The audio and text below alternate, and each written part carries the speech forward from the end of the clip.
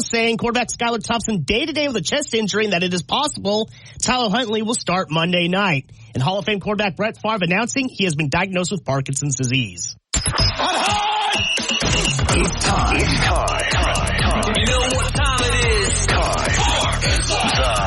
For Tuscaloosa's longest-running sports show.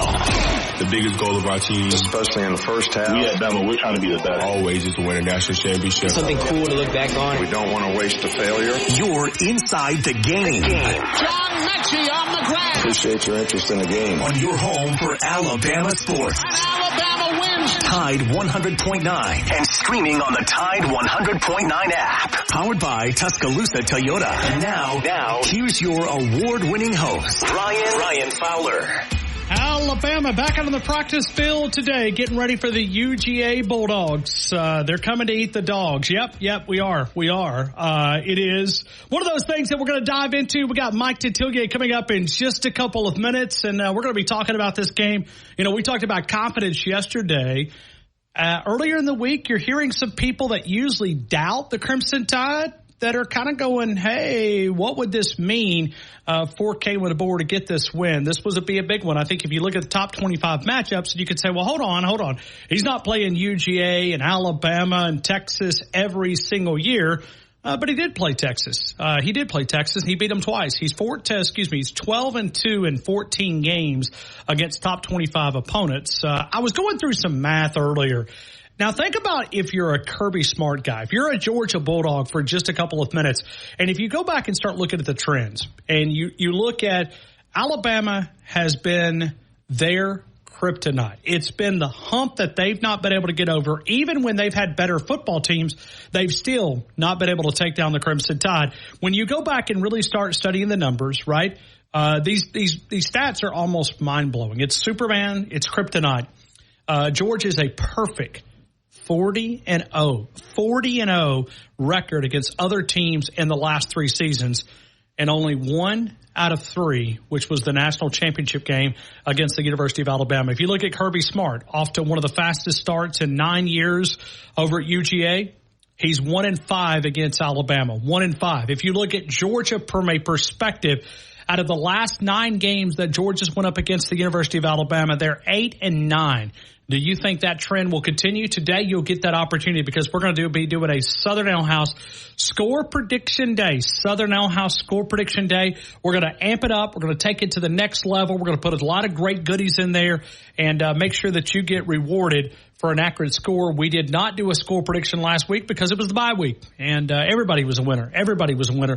This week, we'll kind of take it to another level when you talk about UGA and Alabama, and you can already feel the tension. Wyatt, if you go through campus, if you're just in Tuscaloosa, this is why real estate should go for more money, because there's a lot of these big games, right? It's LSU, Alabama. You hope that this one lives up, or maybe it doesn't live up to the expectations. Maybe Alabama thumps them a good one, and they leave the stadium with their tail between their legs. But you can already feel the town. Have you been here for one of these top games? Because I know you've not lived in Tuscaloosa. Is this your first off-the-charts atmosphere that you've been in Tuscaloosa? It is. This is the first time I've been at here for something of this environment.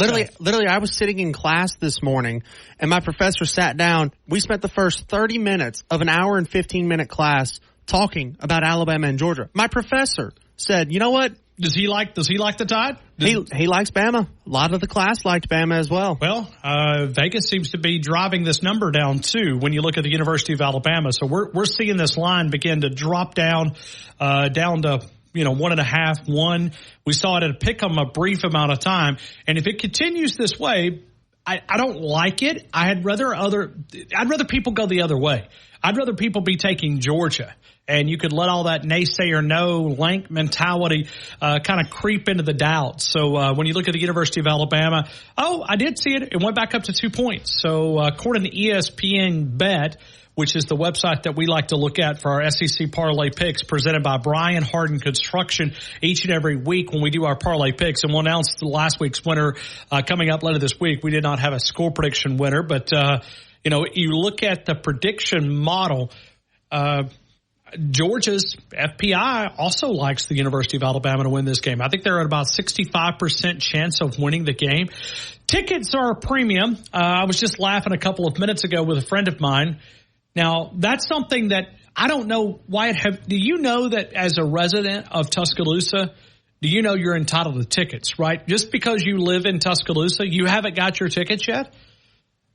I have not gotten them yet. Now, granted, I get a press pass, so, I'll be at the game, but dadgum, I didn't know I was entitled to a ticket. That's good to know. Yeah. Well, people outside of Tuscaloosa assume that all of us in Tuscaloosa just have tons and tons and tons and tons and tons of tickets, because we're starting, Tuesday gets up and you start hearing about grandma that passed away 20 years ago, would love to be able to see her final Alabama-Georgia game. You start getting those stories, and here they come. We're only on Tuesday, so get ready. We are, what do you think we could sell our credential for? You've got a credential, I've got a credential. We would never be able to go to a game, but unlimited food, pregame meal, access to go to, we could probably, if tickets right now. You get unlimited food, you get, fed again at halftime. Golly. And then you get a little bit of field access as well towards the end of the game, and then you get a press conference as well. $1,000? You think we get $1,000 for? I could pay my mortgage for a month off that. I think you could. You look at these tickets. Tickets are crazy. Looking down on the, I like to keep an eye on the ticket market. Now, it is going at a rapid pace. It is crazy price. If you want to set in the nosebleeds, it'll cost you about $500, $400 to $500 if you want tickets together. Now, there's still some singles out there that you might be able to get for around $275. I see $275. But let me also educate people just a couple of minutes. If you go to face value of this ticket, this is where Alabama had adjusted the market. So they've almost soaked up, if you're trying to make a profit out of your Tide Pride tickets, don't blame the guy that's selling the tickets, because the guy that's selling the tickets, you know what this game, it's the Auburn game and the Georgia game this year, $200 face value. So don't scream at Alabama. Scream at Greg Burns. Scream at whoever that will listen over there. Call the ticket office, 348-BAMA, 205-348-BAMA. Scream at those guys, because, they've amped this one up. This is one of those premium games that they do. I think it's Tennessee and LSU on the different year, but it's Georgia Auburn this year, $200 face value ticket. Crazy. But hey, all you guys, save me the stories, send them to Wyatt. Wyatt, what's your email? And you can hear you can hear the grandma stories. My uncle. And by the way, the ones that I love is they start, like, you couldn't give them South Florida tickets in Western Kentucky a few weeks ago. You couldn't squeeze it out of them. You couldn't have paid them to go to South Florida. No, you could not have. Now, It's the grandma story. It's the uncle has never been to an Alabama game. He's expected to pass away next week, and you just need 4 together. That's it, 4 together. And if you don't mind, just 4, and they must be between the 40s, okay. But also, if you don't mind, can you get Nick Saban to call on a 3-way call with Kalen DeBoer and wish us well? That's the type of things that you're getting this week. So, hey, send them all to Wyatt. Wyatt will see if he can grant a few of those, and we may a little bit later this week have some fun with some tickets. So I'll talk with the university. I'll see what I can get sorted out for you guys. Yeah. We'll see. If Kalen walks over to us during the press availability and just hands us tickets, then we'll be sharing. We promise. We will share. But if you're going to, and what a game, what an atmosphere. When I look at this game, I do look at a couple of different things. I think Alabama, obviously the +1 of the turnover, that was mentioned yesterday. But I think when we dive into it today, we're going to talk with Mike Griffith, DogNation.com. He's going to be at 3 o'clock. We're going to feature Mike Griffith, Mike Detillier coming up in a couple of minutes. And those will be the only 2 guests that we'll talk to. Georgia, Alabama, number 2 against number 4. Inside Saban Field at Bryant-Denny Stadium. So we'll ask Mike Detillier, when he looks at this game, what do you see? What do you expect? We'll talk with Mike Detillier. Mike. You better run, you better do what you can. Don't wanna see no blood, don't be a macho man. So White, are you with me all afternoon. Do the ticket scalpers get Jackson? I'm looking across the glass. I know he's got class normally, so he's usually rushing in here. Do the ticket scalpers get him? Is that They may have got him. He said it's going to be tough for him to make it today. I said, don't worry about it. I'll hang with my good buddy Ryan today. Okay, so you're with me. Score prediction day on a Tuesday before Alabama, Georgia, presented by Southern Ale House. We're always powered by Tuscaloosa Toyota. TuscaloosaToyota.com, 3325 Skyler Boulevard, and online at TuscaloosaToyota.com. Let's go get an unbiased opinion. Someone that doesn't lean towards the Dogs, who don't lean toward the Crimson Tide. We'll go to Mike Detillier, WWL, the Big 870. Hey, Mike, I hope you're having a great day. Welcome to a busy Tuscaloosa. Yes, sir, and I think you'll be busy for a little while. You got all that spotlight shown on you this week. Yeah. Hey, Mike, we were just telling stories, and I'm sure you probably get this being in Sports Talk Radio. People need tickets, Mike. Don't we get like 10 of those with our credential that we can share with people? Is that they do that like in LSU like they do it here in Tuscaloosa? Yeah, man, I get it every day, and the best ones are not just tickets. Can you get me a spot in a suite? Yes. Okay, and everybody kind of saw what happened last week when LSU played UCLA, and man, if you in that east part of the stadium and that sun's hitting you, beating down on you at 3:30 in the afternoon, I got a lot of requests for suite passes last week. Yeah, and meet the head coach, get locker room tour access passes. I mean, they don't just start. Yeah, they don't just start. And I've even got the sideline pass request. Can you give me sideline passes? I'm going. Yeah, I got 2 of those in my car. Just swing by. I got them out there. So I got a box full of them. Some of the best ones are, and I get it, Sure. I got a 10-year-old son. He loves so and so. If I gave you my number, could you get in touch with him and tell him to give him a call? Oh yeah. Sure. I'm like, what? Oh yeah, okay. I'll do that in about 15 minutes. They think you have access to everything.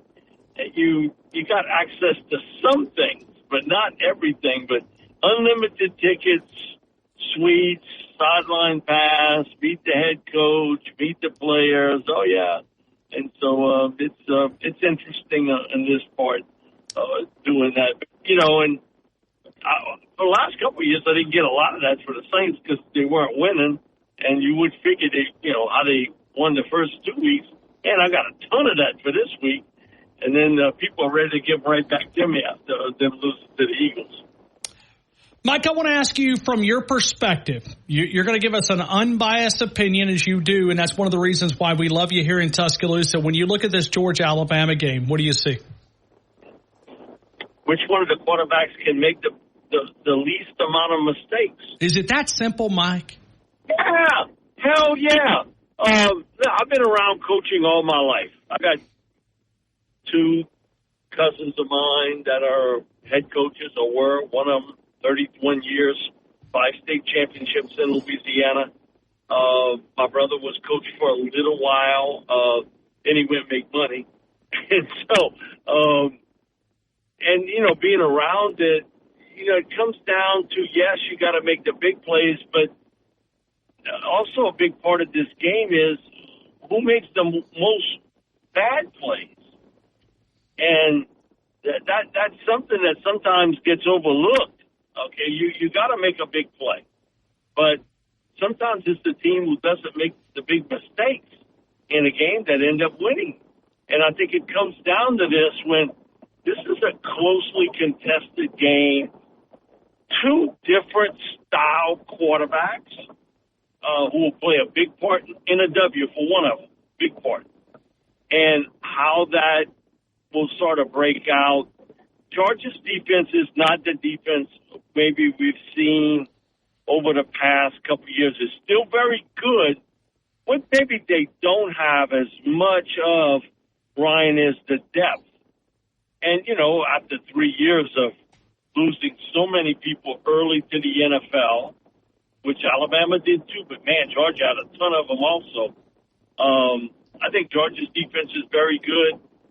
I'm interested to see, because I think this is the first real major test for the Alabama secondary. You know, and look what you lost there with 3 signature players. And, you know, if I'm Georgia, and Kirby always will love to run the ball. Okay, that's part of his DNA as a coach, that he wants to run the football. But, you know, if I'm going after Alabama, yeah, I got to run it, but I want to test the 2 corners. I want to test the middle part of the field and see how well you can match up from a coverage standpoint. So it comes down to which one of the quarterbacks can make the least amount of mistakes. But because they're both diametrically different when you talk about styles of play. Carson is much more of the pro style. He'll move a little left and right, and he does have movement skills. Milroe's got movement skills like very few people in college football. I mean, he's at an elite level. He's gotten much better as a passer. Huge moment for Milroe. And a huge moment for Kalen DeBoer. And I know I've told this story to you and the audience before, but when Coach Saban retired, I got to talk to Pete Jenkins for a long time about it. And he's like, Mike, you know, I think a lot of Kalen DeBoer as a coach. I think he's a really good coach. You know, his side of the football is on offense. His offenses are dynamic. They're built around the personnel that he has, and he's able to adjust. But the one thing you will always be kind of measured with is winning games in the fourth quarter as a coach. Coming up with something a little bit different than maybe what you've seen in the first 3 quarters. Having your team ready for a big play, offensively or defensively. You said, Mike, think about it in your lifetime. Has there ever been a better fourth quarter coach than Nick Saban? In the toughest conference in college football, has there ever been a better one? The answer is no. You know, so, man, it's a huge test for Kalen DeBoer. Hey, come on, you got to feel a little bit of that as a coach. You feel that every game, but now, you know, you're going up against the best of the best in Georgia. And you have to have, Alabama has had more success against Georgia than any other team in college football. So it's not like Georgia has overwhelmed you. Okay, you went toe-to-toe in the ring, and you've won battles against Georgia. I think this game will come down to the quarterback play, and does Kirby have something? You know, the coaching part. Coaching does matter when talent is close. Okay? When the talent level is this close, coaching does matter. Which one of them has something up their sleeve to win a game in the fourth quarter? Mike, with that being said, do you feel like the pressure's on Georgia? Because you've got a Kalen DeBoer first year in Tuscaloosa. Do you feel like the pressure's on the Dogs because they are the favorite in this game? You're damn right. It's on them. Because, okay, maybe people in Alabama think they'll win, and there are probably some other people, but really the pressure's on Georgia more than anything. What's the last thing you remember about Georgia? Losing to Alabama and the SEC title game because they were headed for 3 in a row. This season, what's the last thing you remember? Struggling against Kentucky. Okay, it's stuck in your mind. It is. Oh, man, sure. What the hell happened? Okay, played them pretty well in Lexington. Now, they'll get the stool kicked out of them when they play them in Athens. But when they played them in Lexington, man, they've given them a tussle. That game almost seemed to be, and it's difficult in today's world, to keep your mind on the present. Almost like they were looking ahead. And I know Kirby will say that was not the case, but come on, human nature brings you to that point. And look what South Carolina did to Kentucky. Man, we're going to take care of business against them, and then we're going to worry about Alabama. It almost seemed they were peaking a little bit ahead. Okay, it does happen. It happens to every team in college and in pro football, too. The not just one is, inoculated from it. Y'all looking sometimes ahead. That game last year was interesting because didn't you think almost from start to finish, Alabama always had the upper hand in that game? And I know when you're trying to get to be the team to win 3 in a row, that's a little bit of built-up pressure there, okay? But you look how well Alabama played, how well they were coached in that game against Georgia. And every time Georgia did something really good, Alabama countered. And in the fourth quarter, who ended up making the plays? Alabama. Jalen Milroe. Yeah. Jalen Milroe. Milroe was fantastic. I don't get the hate for him. Well, I shouldn't say hate. The dislike for him as much as I hear. What more do you want him to do? Okay? In his first year as a starter. Jaden Daniels didn't look like Jaden Daniels a year ago in year one. No, he played great at the end against Alabama, but he didn't look like that all year long. He was up and down. I'm just telling you, it's a huge game for both quarterbacks, and Carson Beck won't look like he did against Kentucky, okay? Carson's too talented a passer, and so, again, it comes down to fourth quarter, and, man, Abear would love for me to hear me say this. It comes down to which one of the quarterbacks doesn't make the big mistake. He would love that, because I never give him no love on the quarterback spot, but I know he's right when he says it about the quarterback play and how important it is across, it doesn't matter if it's college or pro football. A playmaker's a playmaker. And I guess, like at LSU, we've been blessed the last few years and to have a Joe Burrow. And then I was a little it looks different, but, man, he can play. And for LSU, that was the sinkhole. And now you got the number 1 rated quarterback prospect in the country from Michigan coming in next year, and Bryce Underwood. So, it's going to come down to that fourth quarter. Which one of the quarterbacks does not make the big mistake in the game? And last year in that game, it was Milroe who did not make the mistake. He made the big play. Mike, from a trenches, not Carson Beck, but Georgia doesn't look to be as strong in the trenches maybe as they've been compared to the standard that they've created. No, and I've said this before. It's not so much their frontline people as much as they don't have the depth.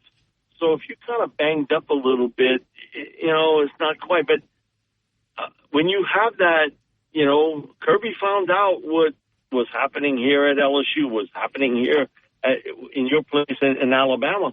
You start to get picked apart. And Nick I remember Coach Saban was talking about this, that is, okay, you can lose frontline people, but what it does across the board, it affects your depth. Okay, the guy that would have been your starter, he leaves early. So the backup now, he becomes the starter. And who you got to play?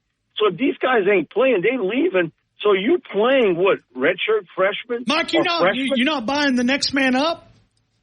What? Oh, don't get me started. I wanted to put you on that soapbox. I'm sorry. Mike hates this when you bring up the next man up.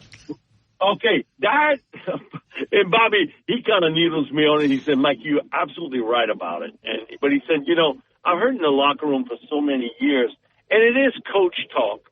But to hear reporters and all who have done this for so long write about that, okay, if the next man was that damn good, he'd be starting. Okay, he's not for a reason. He's not as good. And that does play and have an effect on your football team when you start to get some injuries.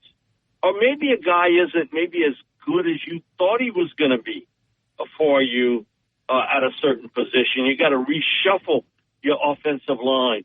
I know it was like that under Coach O, and it's similar here with Brian Kelly, that he wants the 5 best linemen to play. He wants the 5 best. And I'll take a tackle and move him to guard if I have to. And they've done that with Miles Frazier and also Garrett Dellinger here at LSU. But, Brian, next man up, it depends on who the next man is, okay?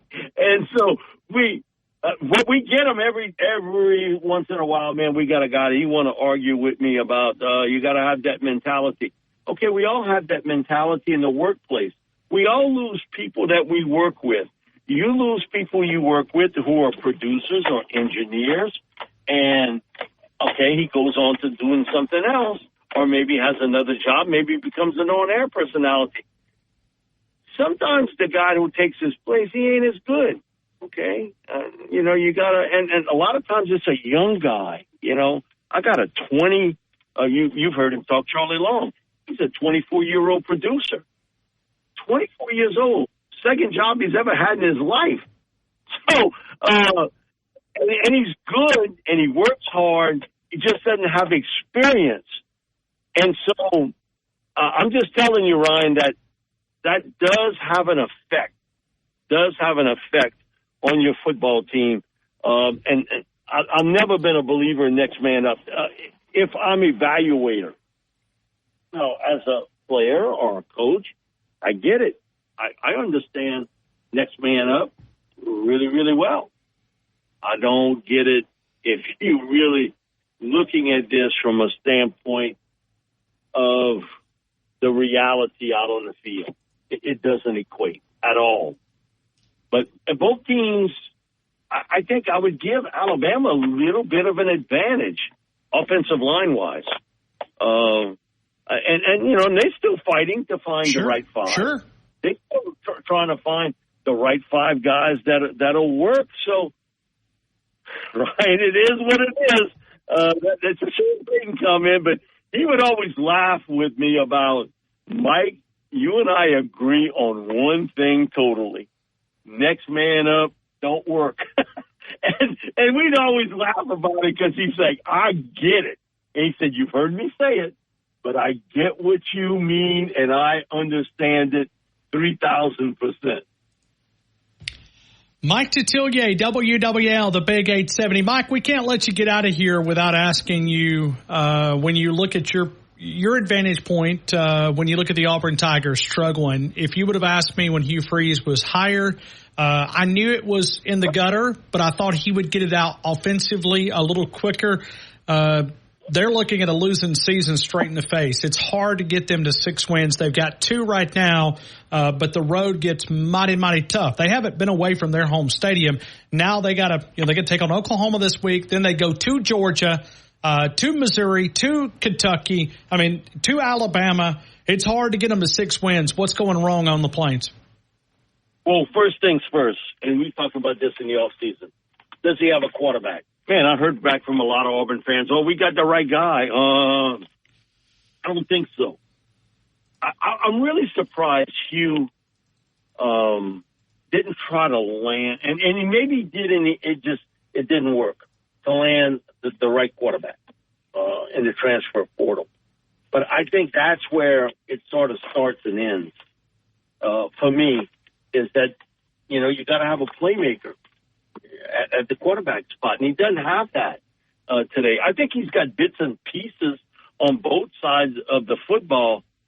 He's finding out, this game is really so much built upon line play and quarterback. But if you don't have the right quarterback, Ryan, you're in trouble. You're in big trouble. And I think he's in that spot today at the quarterback position where, okay, who's going to be the playmaker for me? Who can make a play in the fourth quarter instead of who's screwing it up in the third and fourth quarter? It does make a difference.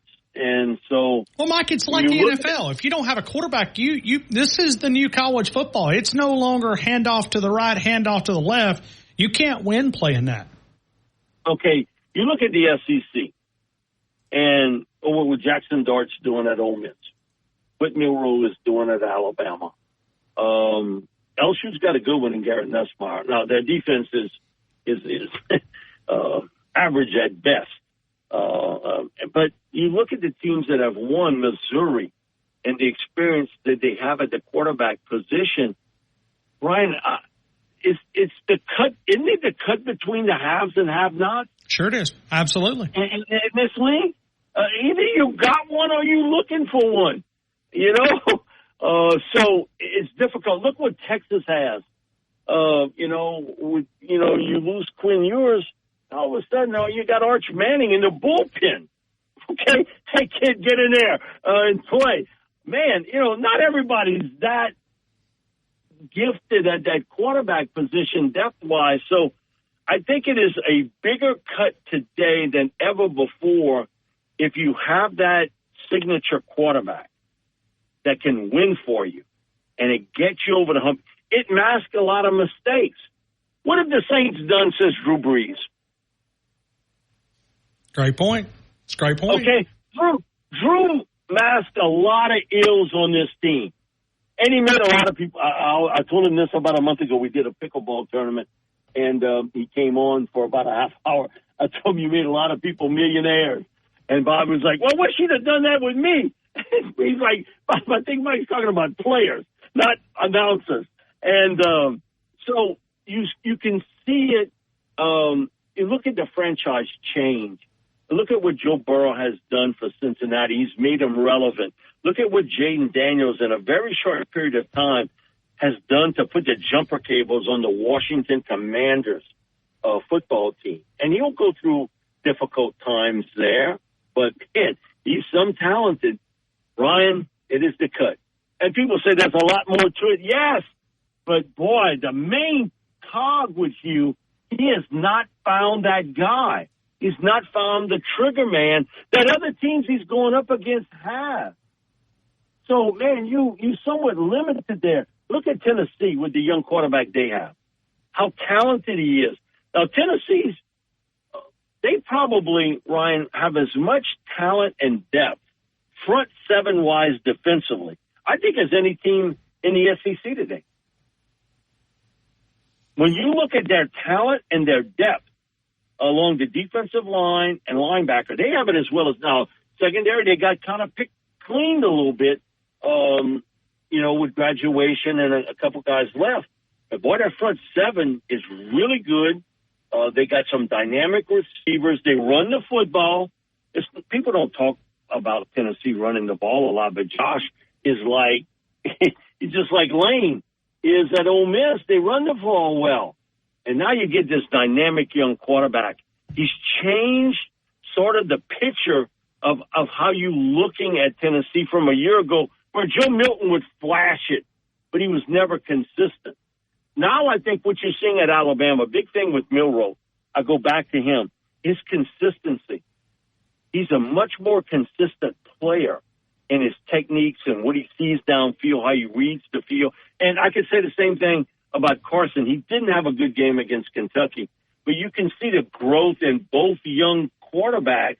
Garrett Nussmeier is similar at LSU. They're all growing into that spot of being the man. But you can tell quickly, Ryan, if he got it or he don't. You can tell real quick. And so that's what makes, Auburn right now a team really, really struggling. Mike Detillier, WWL, the Big 870. Bobby Hebert and company there in New Orleans and around the region on that WWL, the Big 870 AM and FM. Mike, I hope you have a great week, man. Thank you again for being a part of our show. Thank you, Ryan. Appreciate it. Hey, spotlight's on y'all this week. Take care of business. And let me know if you need 2 tickets, Mike. I can hook you up. I don't want no tickets. I don't want no tickets. Get me in the suite. Oh, my bad. I'll look for those. I don't have those, but I got sideline passes. Will you take those instead? You got them in your car. So, yes, I do. Yes, I do. Hey, Mike. Thanks, man. Appreciate you. Thank you, brother. Thank you. Mike Detillier.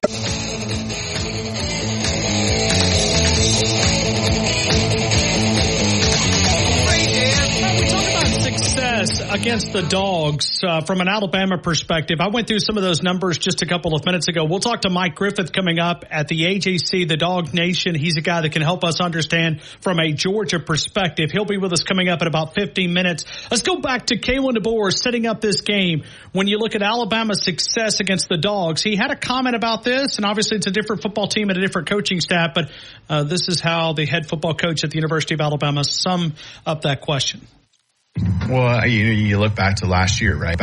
And this is a new team. This is a new season. And that's what I always make sure we're emphasizing. This is the 2024 Alabama Crimson Tide football team. But there's certainly learning moments that you have when you've been through the experiences. And that's not obviously me. That's our players, as you mentioned, that can take those experiences and give them confidence, give them an understanding of what it takes, and you try to give them the platform. You try to give them a chance to be able to spread what they've learned to the rest of the team, and understanding it's going to be a 4-quarter game. Understand that there's going to be ebbs and flows of the game, that, it's going to be, the physicality isn't just going to be here and there. It's every single play. So, you got to be on your game, on your A game, the entire start to finish, and do it as long as it's needed, considering no matter how long the game goes. So that you take those guys with those experiences, and you make sure that they get a chance to spread what they've learned with the rest of the football team. All right, so Kalen DeBoer talking about it from a Alabama perspective. Alabama's won 8 of the last 9 games. Kirby's 1-5. Put up that big roadblock. You do wonder if revenge plays a little bit of a role, but also the key players being a little bit younger players, because now in college football you're having to count on these guys at an earlier age. Are they able to rise to the occasion? Do you see a Ryan Williams continue what he was able to do in the first 3 games in game number 4? Now you're going to be going up against, a schematic-wise, one of the best defensive minds in the game, if not the best currently. We'll see what they try to do to isolate him, or to maybe take him and not have that big factor of stretching the field. Let me tell you somebody that can help you out, and that's Underdog Fantasy. It's the greatest time of the year. Kickoff is here. Football is officially back. Over 1 million fans across 33 different states got to the game last year by competing on Underdog. Went up to 1,000 times your money just by choosing higher or lower on your favorite players. Touchdowns, passing yards, rushing yards, more. If you're looking ahead to the upcoming college football or professional football, that perspective, you can do that. Making picks on Underdog is straightforward, and also signing up is even easier. Just head over to Underdog, simple to use mobile app, UnderdogFantasy.com. Sign up with the promo code Fowler, Fowler. Underdog will give you a free pick on your first cash pick'em entry, plus a $1,000 in bonus cash when you deposit. That's Underdog Fantasy, promo code Fowler, Fowler, to claim your new customer special of a free pick and a deposit offer. Must be 19 in the state of Alabama and a present in a state where Underdog Fantasy operates. Terms do apply. Concerned with your play, call 1-800-GAMBLER or visit ncpgambling.org. That's Underdog Fantasy. Higher or lower on your favorite players on the professional side.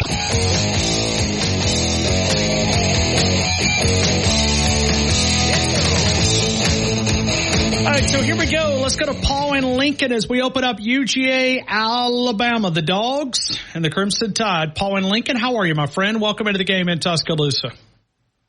Auburn sucks, Ryan. They suck. They do? Now, according to Hugh Freeze, he said if they played that game 9 more times, they would win all 9 of them. Ryan, what? Listen, I've never. That even proves even more what a scumbag this clown is. Which, Ryan, do you think Nick Saban would have ever? And I already know your answer. Would have ever come into a press conference after a loss and said, "Hey guys, if we played Michigan 9 more times, we'd win all 9 of them." Zero. It wouldn't have happened. But exactly. Because Nick Saban has more class. But he wouldn't have blamed his players either. He has more class, more integrity, more character in his left pinky toe than Hugh Hefner, Harrison Freeze will ever have in his life. He is the ultimate scumbag, Hugh Hefner, Hunter Freeze is. He's a joke. He's an embarrassment. And I hope Oklahoma opens up a 55-gallon on Hugh Hefner, Hunter Harrison Freeze. Okay, Saturday. Well, he's because he deserves. He's winning. He deserves. Slim. He deserves. He deserves. For he's a joke, man. He's a clown. I mean, come on, Sam Pittman. Listen, we know he's not the best coach in the world. I understand, but and then to say, "Oh, I love Sam Pittman," I don't mean any disrespect. Yes, you did, you clown. Why even say that if you don't mean any disrespect to Sam Pittman in the Arkansas program? You're a joke. You're a pathetic human being, Hugh Hefner Freeze. My gosh, it's all his. Ryan, he is so stubborn and so arrogant that he thought he could turn Peyton Thorne or Hammer and Hank Brown into this Heisman Trophy contender at quarterback. That's how arrogant and stubborn that clown is, thinking that he's still the quarterback whisperer. All right, let's go back to Alabama. Let's Alabama. go. Yeah, Let's go back to the real team in this day. Yes, Paul, the only team. Yeah, what are you thinking here? Here we are on a Tuesday. This is a Jalen, like I said yesterday, this is a Jalen Milroe coming out party type game, and I've heard Robert from Mobile say it a lot. This is his money year. This is Jalen's money year, and he's right. I think it is. We're not going to see the same Georgia we saw in Lexington 2 weeks ago. I can pretty much bet on that. But I went back and looked at a few things, Ryan. In the last 3 out of 4 matchups between Alabama and Georgia, Georgia has scored 24 points in each game. The 2020 game in Tuscaloosa where Mac Jones lit Kirby up 41-24. The 21 SEC championship game in Atlanta when Bryce Young lit Kirby up, that was also 41-24. And we know about the national championship game. But then last season, the SEC championship game, Bama wins 27-24. So I think that, it may not be anything to that, but I'm seeing a trend there. But I know Tuscaloosa's jacked. I know the momentum is starting to build down there, and I'm anxious to hear Mike Griffith at 3:00 and see what his take is. Yeah, me too. I think that'll be pretty interesting. But now Mike always likes to add some bulletin board material from time to time. So, Mike's one of the great interviews, okay? Because he's not one of your boring, typical read a book to you type interviews, okay? He's one of those guys. Ryan, do you think that he would dare say, remember back in 2000, was it 2, when Georgia came to Tuscaloosa and the late, great Pat Dye was on Sports Talk Radio in Birmingham and said, hey, he's not man enough. Georgia's not man enough to beat Alabama. Remember that? Yeah. So yes, I do. Yes, I do. I don't think Mike Griffith would go to that length. But you're right. There'll probably be some interesting comments coming from him. All right, Paul, let's go to a tiebreaker. What do you want to think? Because, you talked about Jalen Milroe. I'm curious if that's where you're going to put the tiebreaker. This is Jalen Milroe's game to me. You want to do rushing and passing combined? Or do you just want to do passing, or do you want to do? I was just going to do passing. Okay, because, no, it's your tiebreaker. You select. Yeah, I think passing yards for Jalen Milroe, and I hope he shows out. I hope when that game is over, Donald John Trump makes his way to the locker room and he congratulates the young man. But okay, because he had such a good game. But I'm going to go, Ryan. I picked it last year on the money, 27-24 in the SEC championship game. I'm going to go that same score. Bama 27-24. Okay. Give me Jalen Milroe 185 passing yards. 185. I got it, Paul. Appreciate you, man. Thank you so much for being a part of our show.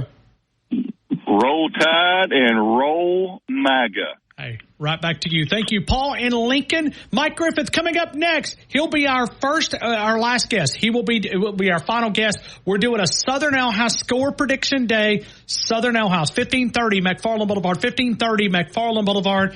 It is our good friends right there at Southern Ale House, Dockside or the original location. Any way you want it, the way you need it, any way you want it. She loves to laugh, she loves to sing, she does everything.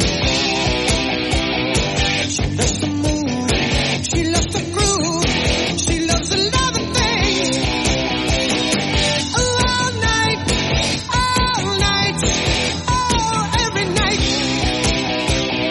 So hold tight, ooh baby, hold tight. Oh, she said, any way you want it, that's the way you need it, any way you want it. All right, we welcome you right back into the game.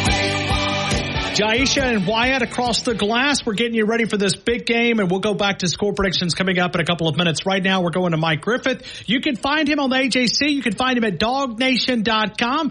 Already got a bunch of articles around this big Alabama-Georgia matchup. Mike Griffith, we've done this before. I hope all is well. Welcome into the game in Tuscaloosa. I appreciate it, Ryan. And, man, yeah, this is a big one. You know, I'm trying to think back. I think Georgia-wise, I would have to go back to the 2022 game when number one Tennessee, according to the CFP, was playing in Sanford Stadium. Road game-wise, man, you got to go back. Maybe 2017 Notre Dame on the road for Georgia. I mean, the implications here are fascinating. All right, so when you start looking at this game, because you've been doing this, Mike, for a long time, you've analyzed a lot of big games. When you look at this upcoming game, what are you focused in on when you begin to kind of match this game up? Wow, so many things, Ryan. It isn't so much that I go in focused on one thing. The pregame, I have some thoughts and some philosophies on what's going to matter and how things will play out. But, to me, it's a blank canvas. I mean, this game has, the makings of a work of art. When you look at the dynamics between Kalen DeBoer and what he's brought to Alabama, a proud program, trying to stave off any kind of drop-off after the, greatest coach of our lifetime leaves the program, and you bring in this, this bright, up-and-coming coach that's proven himself at all these different levels. You dare to do it without him having any SEC experience, very bold hire, and this dynamic quarterback in Jalen Milroe that we're watching, grow into a superstar right before our eyes, before a home crowd, that's braced for anything. I mean, a year ago, they watched their legend lose by 10 points to Texas in an early season game of this magnitude, albeit Texas wasn't in the league yet, but we know it's possible. For a while there, Alabama losing at home to a non-conference opponent seemed unthinkable. It hadn't happened, since 2007 prior to last year. I think the crowd is braced, excited. Game day is going to be there. There's a ton of momentum for Alabama right now. Kalen DeBoer's feel-good approach has the Tide players confident, hungry, excitable. I feel like there's going to be a lot of emotion on the Tide sideline. And then conversely, you've got a Georgia team that's got to bring its lunch pail to work. They've won their games, but, save for a second half against Clemson, they haven't been overly impressive. And can they put it together in one of the most hostile environments in the country? Is Kirby Smart the best coach in the nation? Does he have his fastball for Alabama after losing 5 of the first 6? Like I said, the storylines are incredible, and the players are going to decide it. Mike, do you feel like the pressure is on Georgia? Yes. Okay. But the pressure's on Georgia every week. This is how they do business here. And I don't need to tell you that or any of the Alabama fans that, because they witnessed it under Nick Saban for how many years? Did you ever feel like the pressure wasn't on? No, but I mean, Georgia has taken that place, right? I mean, you mentioned Kirby a couple of minutes ago. If you ask anybody who's the best coach in college football, it's Kirby Smart. It's Kirby Smart. Right now, it's the Georgia Bulldogs. I mean, they are the standard, winning 2 out of the last 3 national titles. That's where I was at. Well, Ryan, that's true, but, equity doesn't go very far in college football. And if Texas wins the league this year, that talk's going to go out the window. There's going to be a new king of the SEC. Or if Lane Kiffin comes to fruition and wins the SEC, I mean, boy, that'd be something else for Ole Miss to win the SEC. In football, I don't think thought I'd ever say that. But, he does have a dangerous team and a favorable schedule. So, all those off-season headlines for Kirby after Nick retired in January, what did he have, 9 months of it? And now all that's at stake. If they lose at Alabama, all of a sudden, Kalen DeBoer is, maybe he really can keep this thing going in Alabama. Maybe you really have found your next long-term answer. If he can beat Kirby Smart in Georgia, then why couldn't he beat these other teams on the schedule this year? Mike, this may be a tricky question because I covered a coach that did not give any injuries, and thankfully we've got an SEC injury report that'll be out tomorrow. What are the health status right now of the Dogs? We've talked about some injuries against Kentucky. Where are the Dogs as far as health? Well, to be fair to Nick and Kirby and all these other coaches that prefer to come across as ogres when they don't have to, it's part of their game, Ryan. You know that. Sure. I listened to you, Mike. I listened to you squeeze yesterday trying to get more answers out of Kirby. I was listening to it live before the Kalen DeBoer press conference. I mean, let's face it. Coach Stallings and Coach Bryant were the same way. They were. They weren't going to get pushed around in any interviews, and they weren't there to, give you flowers and birthday cake when you came to their press conferences. They were there to present an aura, to control the information in a way that would be best for their teams. That's part of the job. I respect that. It's up to us as journalists to find a way to ask questions appropriately that will enable them to divulge as much as they can. And when it comes to injuries, it's a tricky question. It's a tricky situation. I mean, heck, Ryan, there's days I get out of bed and I want to put myself on the DL.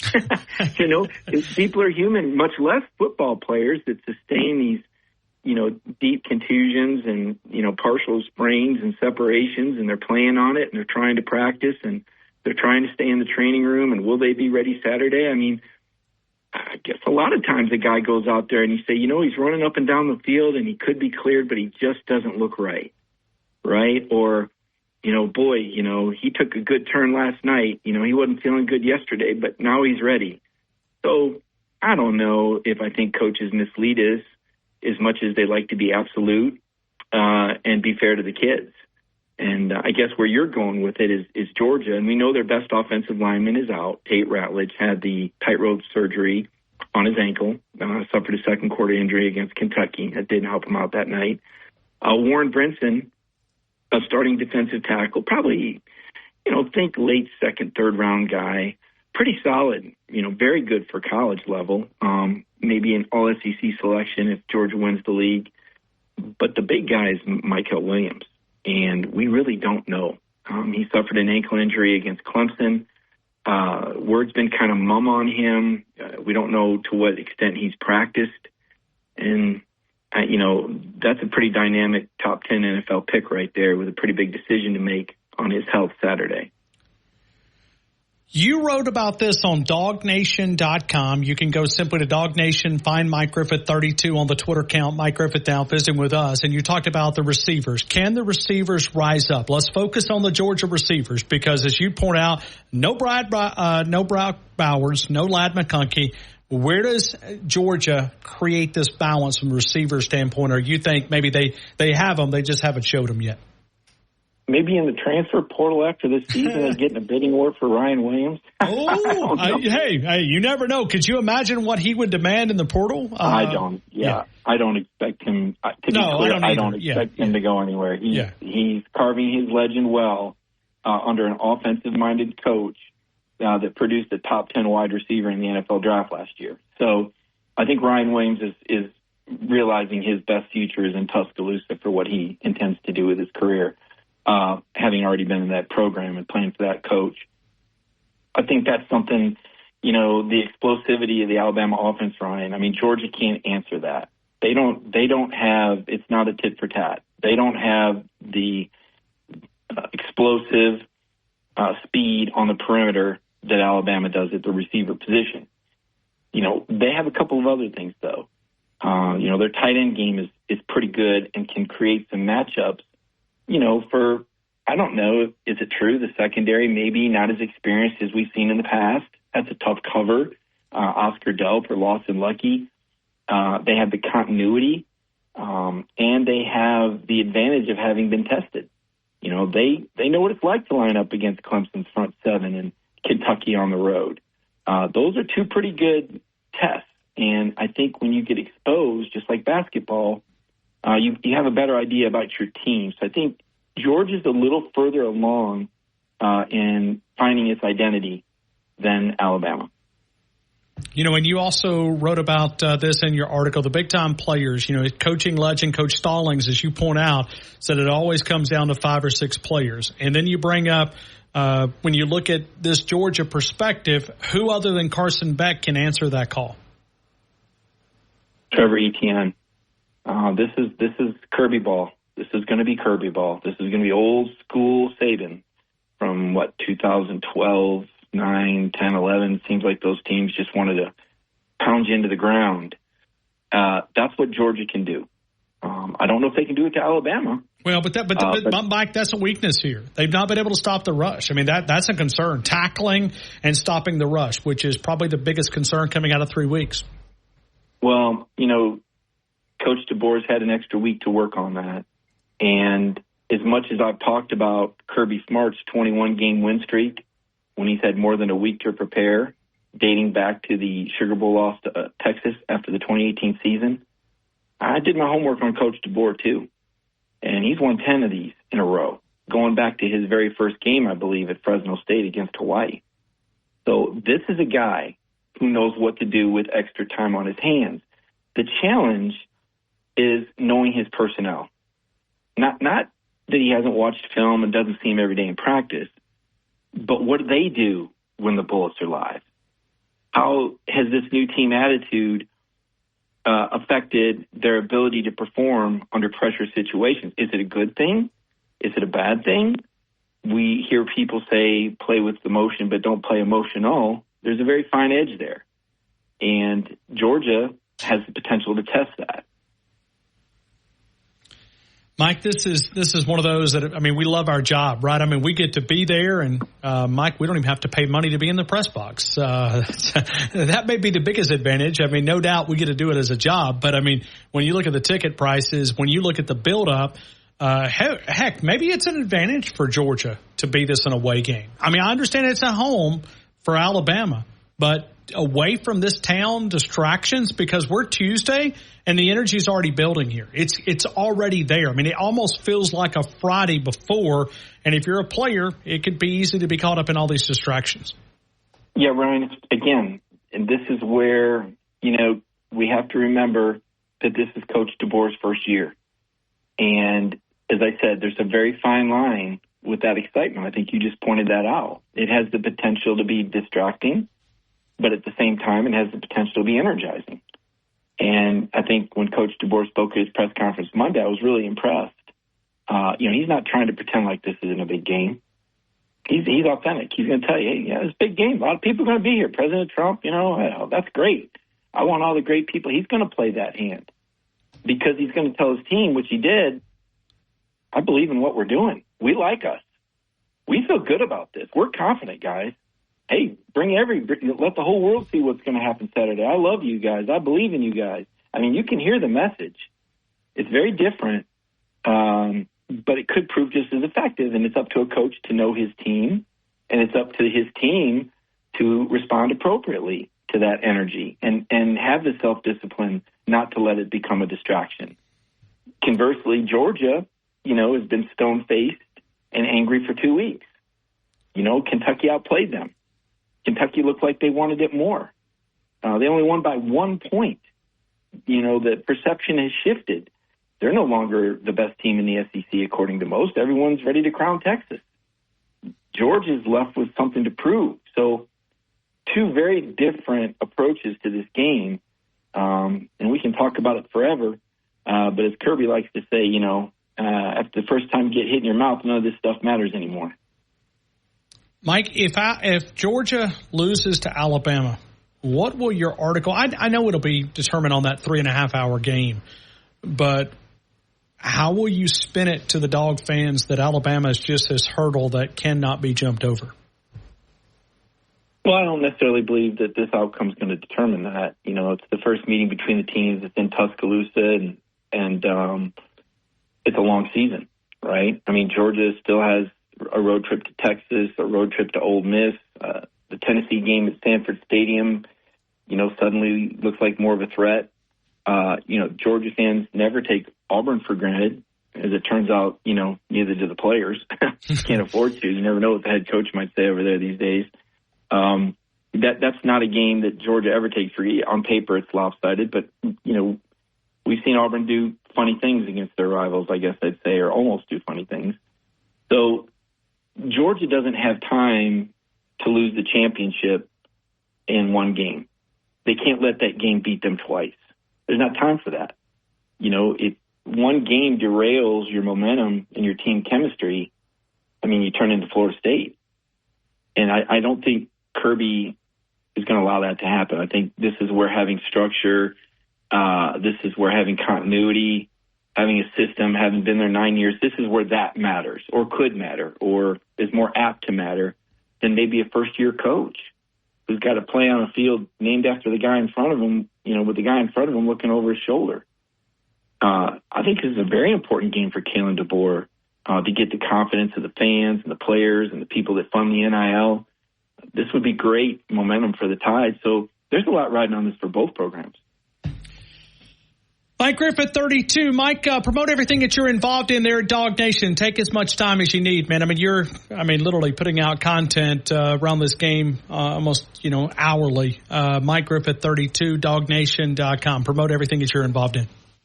Well, you just did. At Mike Griffith 32 on Twitter, at dognation.com. And Ryan, I know your listeners appreciate you putting out information every second for hours every day. So thank you for the compliment, but you're carrying a pretty heavy load there at an incredibly important time in Alabama football history. Well, it is a ton of fun. Our job, I could think of a million other jobs that would be a little harder than ours. So this is the type of weeks that you live for. This is why we're in this business. I talk to my interns all the time. I'm talking about you don't feel like you're working when you have a job like this. Yeah, sure, you're working. But we get to experience a lot of great college football. And, Well, it's not just us, Ryan. Let's face it. This is a big part of, why I've spent most of my life in the South. This isn't just big for us. This is big for everybody. There's people, out there doing jobs and have families. And, this is one incredibly fun distraction and reason to get excited about, something positive. Amid, some other challenging times in our society. We relish, this is a part of our culture. I'm thankful every day, that I've been able to, cover the SEC all these years and see these sort of games and feel this, like you said, feel it. We're not just writing about it and talking about it. Like, I go out in Athens and let me tell you, everybody's looking at each other, tight-lipped, and, everybody kind of looking out of the corner of their eye. How do you think you're going to do? Oh, yeah, I think they're going to win. Oh, do you? Yeah, I do too. But it's not quite the same as when you're going to Kentucky or South Carolina or some of these other teams. Everybody knows what Alabama has been to Georgia. They get it. You talk about the most important game of the year. I don't know what history's going to tell us. But if you want to talk about from an emotional standpoint, this game means more to Georgia fans than any game on schedule. Means a ton here. Mike Griffith, 32, DogNation.com. Mike, I'll see you in the press box on Saturday, man. Thank you. Get there early. Traffic expected to be a little crazy. I appreciate it, Ryan. Thank you. Should be a fun game. Thank you. Mike Griffith, 32. Mike Griffith, 32, DogNation.com. We'll continue with more. We're doing a Southern Ale House score prediction day. We go right back to those telephones coming up in just a couple of minutes. Josh in Georgia, Bubba in Northport. You guys are next. T-Town Tide 100.9, 1230 WTBC. Your home of Alabama Crimson Tide Sports. She's bundled her home and auto insurance with Progressive. Swish Ace Savings TKO. Progressive Casualty Insurance Company, affiliates, and other insurers. Not available in all states or situations. Can you afford higher taxes? With inflation rising, food prices soaring, and the cost of living increasing, families are strapped. Yet a 22% property tax increase for Tuscaloosa City is on the ballot September 24th. It's time to stand together and say no. Let's send a clear message. No more tax. The fresher, the better.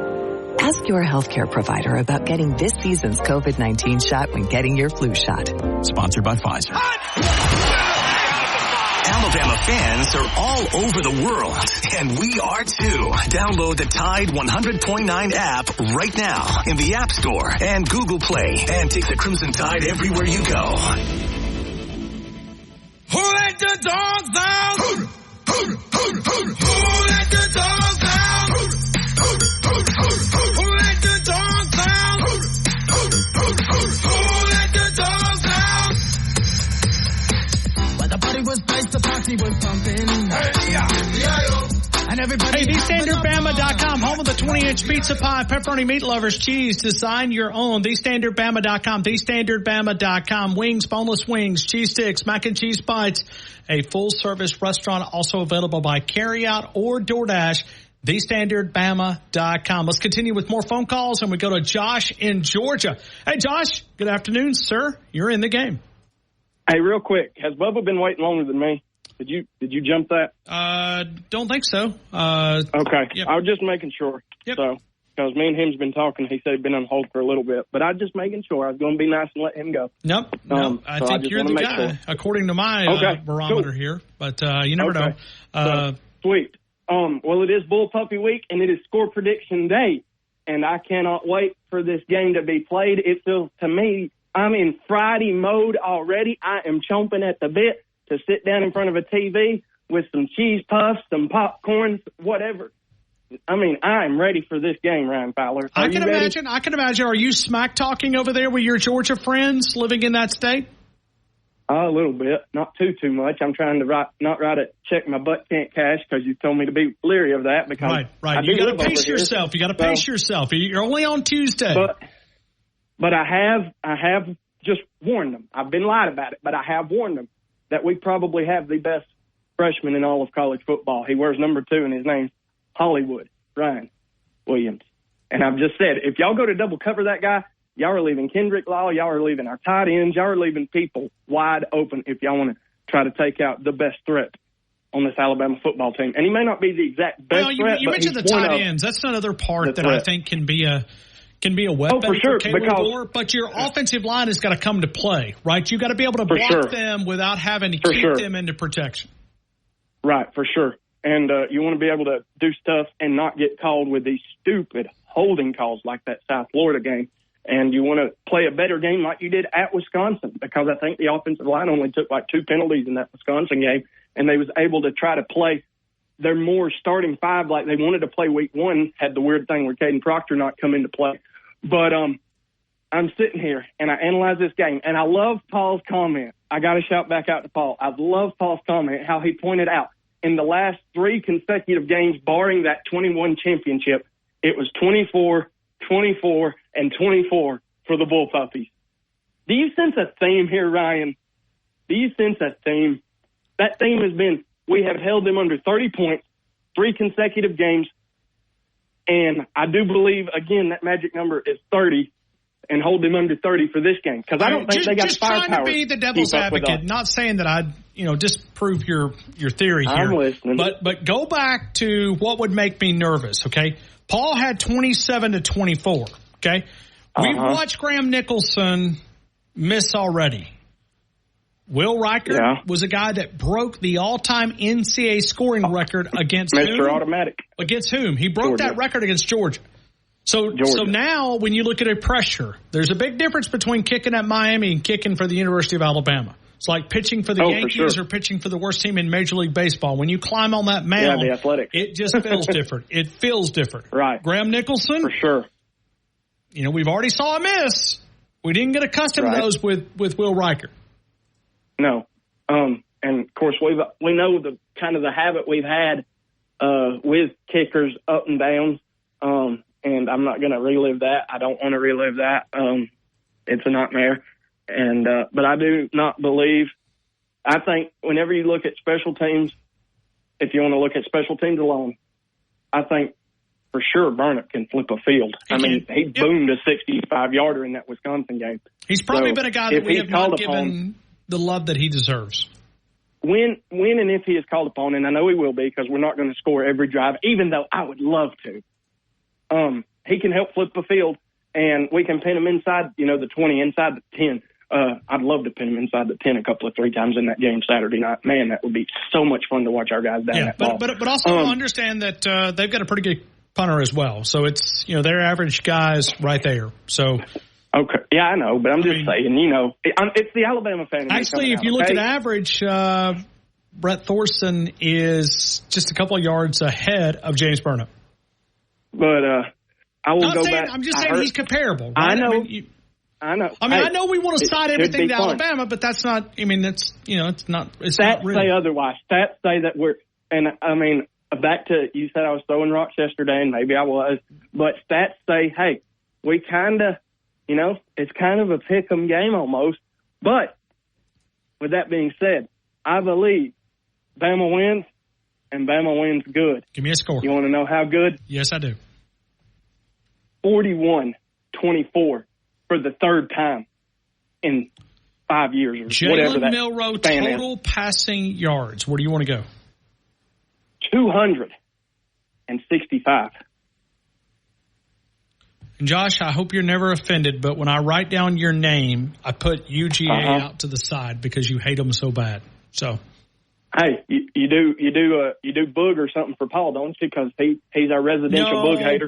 Paul is just Paul. Yeah, Paul is. Okay, I'm just wondering. I was just wondering. That's all. Hey,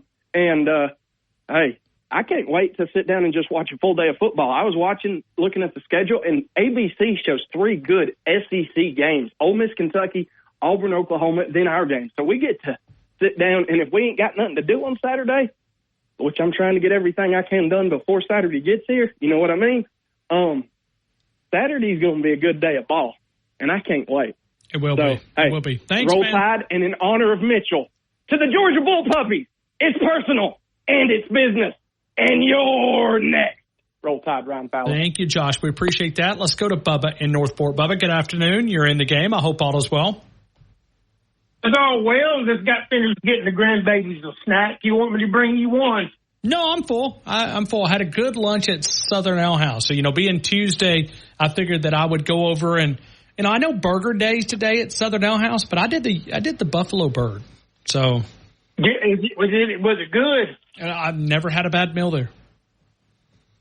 Oh, I hadn't either. I want the pepper jelly burgers one I want to try. Well, now it's on the menu, so you're not forced just to try it on Tuesday. Right. Hey, Bubba, have you had any takers since yesterday? Have you had any? No takers. But we hadn't gotten Wyatt involved either. So yeah, well, Wyatt may be able to help you.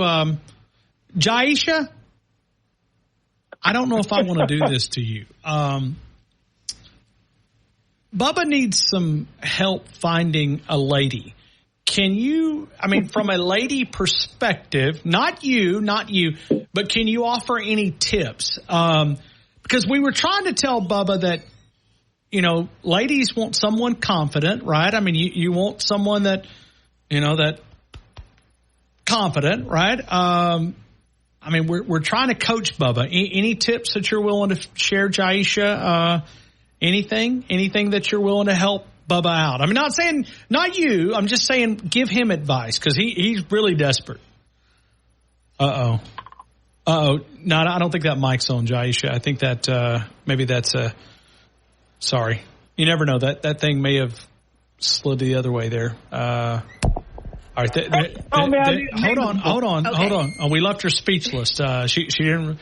All right, but she was talking. So here we go. All right. First off, it depends on where you're searching. I wouldn't do dating apps. Well, no, he's on the dating app. That's the only option. Oh my gosh, that's the first mistake. Okay, so you've already screwed up, Bubba. You're on the Eliminate the dating apps. Yeah, because you kind of look desperate if you're on the dating apps. Are you not? No, it's not that. It's in this day and time.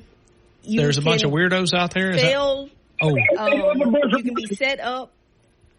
There's too many catfish.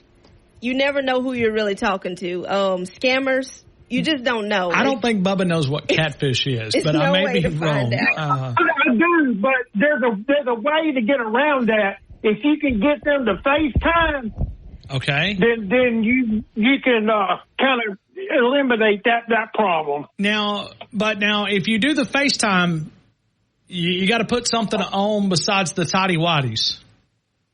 Right. Oh, I know. Okay, I didn't know. Are you dressing up when you go to the FaceTime? No. I mean, most time I'm just watching TV or FaceTiming. Okay. Okay. All right. Jaisha said stay off the dating apps. That's her number one advice. Stay off the dating apps. Okay. Well, Bubba, we've had no takers, so we are still working on that, but we're not giving up. I was hoping that one of your listeners may say, you know what, he's a good man. There you go. Not yet, but we're only 24 hours into this project, so don't give up. All right. Game week. Okay. I got a lot of anxiety of this game. Now, Bubba, for some reason. Let me ask you. You said yesterday that you would not date an Auburn girl. Would you date a Georgia girl? No. Oh, okay. No. Okay. Hey, I've been married to an Auburn person and an Ole Miss person, so I've gotten as low as you can get. So. Okay. You agree? Yeah. Bubba, I think we found your number one mistake. Stop dating women that aren't Alabama fans. Yeah. It's never going to work. Yeah, it's never going to work. You're too passionate about the time. Right. Because that has to be a number one. Yes. See, Bubba, I'm not giving up on you, but I'm not having a lot of hope either. But we'll get our fingers crossed. I may surprise you. Yeah, you got to think positive. I may surprise you. Yeah. Okay. Here we go. I'm kind of with Paul about the 24. It seems to be a trend that I always score late. Okay. I'm going to go 31-24.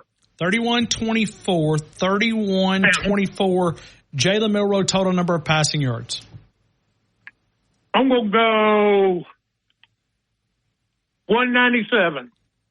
197. Bubba, I hope you have a great rest of your day, man. Thank you so much. Okay. Thank you.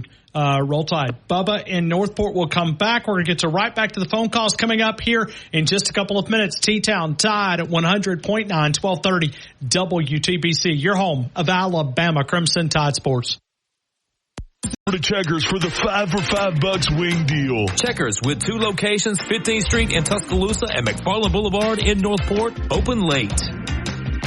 Northport Power Equipment, largest inventory Husqvarna dealer in the Southeast. You'll find the Husqvarna models for residential and the professional landscapers, Skag commercial mowers, residential mowers, backpack blowers, handheld blowers, battery-operated tools.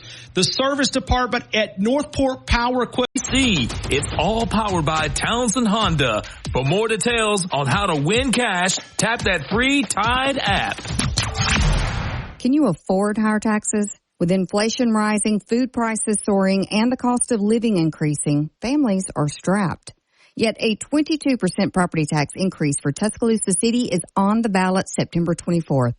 It's time to stand together and say no. Let's send a clear message. no more tax. For customers, and we thank you for trusting our team to get you the right part for the past 39 years. North Ford Auto Supply. Why go anywhere else? El Grant is the great Mexican place in Winn-Dixie Shopping Center. Go over and see my friends Carlos, 205-391-4555, 62 McFarland Boulevard, Monday through Thursday, 11 until 9:30, Friday and Saturday, 11 until 10:30, Sunday also open 11 until 9. You'll find the great daily lunch specials. You'll find great entrees included. Savings plan enrollment requires compatible unlocked device and new line of service. Bonus device credit requires 12 months of active service. Offer ends if eligibility requirements are no longer met. Taxes and fees apply. For network management practices, see Straight Talk's terms and conditions. You're listening to the best sports talk show, breaking down the Crimson Tide, the game with Ryan Fowler on your home for Alabama sports. Tide 100.9 and streaming on the Tide 100.9 app.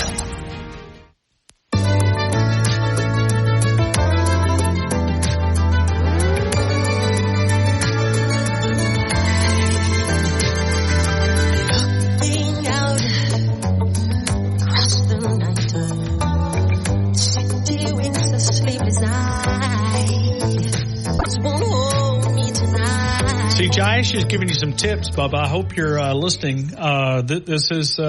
She's playing that love music. Okay, take some tips here, Bubba. She's giving you those indirect messages across the sports radio platform. Let's continue. We'll go to Tommy and Romulus. Tommy, good afternoon. You're in the game. I hope all is well. All is well, Ron. How are you? Oh, man, I'm good. Yeah, great day. Great day. Super day. Outstanding day. It's beautiful. Well, good. Glad to hear it. I mean, I'm just kind of depressed that I was not able to get Bubba a date over in 24 hours, but I'm going to keep trying.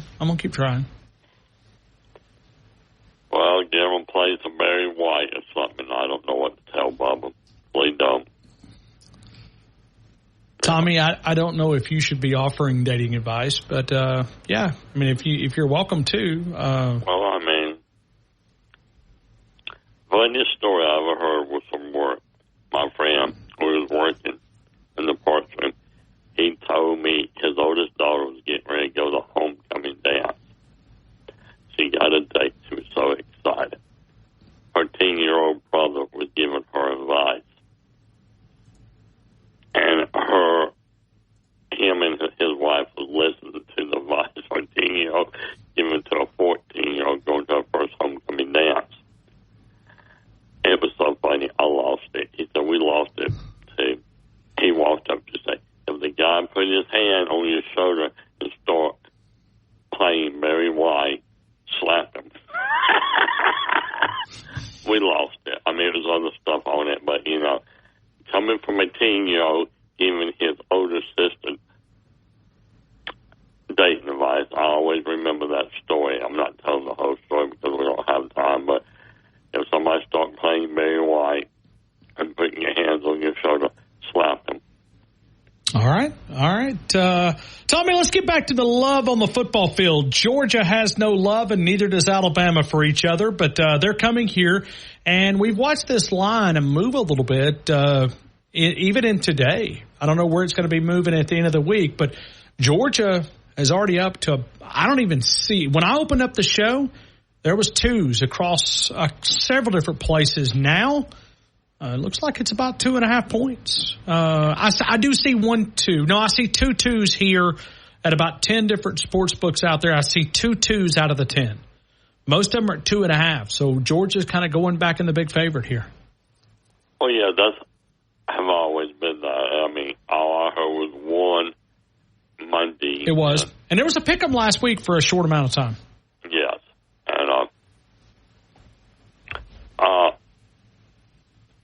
And this is another great game that will be played in Tuscaloosa, just like it was in 1994 when Jay Barker and Eric Zal battled it out at Denny Stadium, Bright Denny Stadium. Alabama won 29-28. I mean, there have been some great games. I remember in 1977 it was a revenge factor because the year before, Georgia shut out Alabama over in Athens 21-0. And they lost to Pittsburgh in the Sugar Bowl for the national championship in Georgia. And Alabama team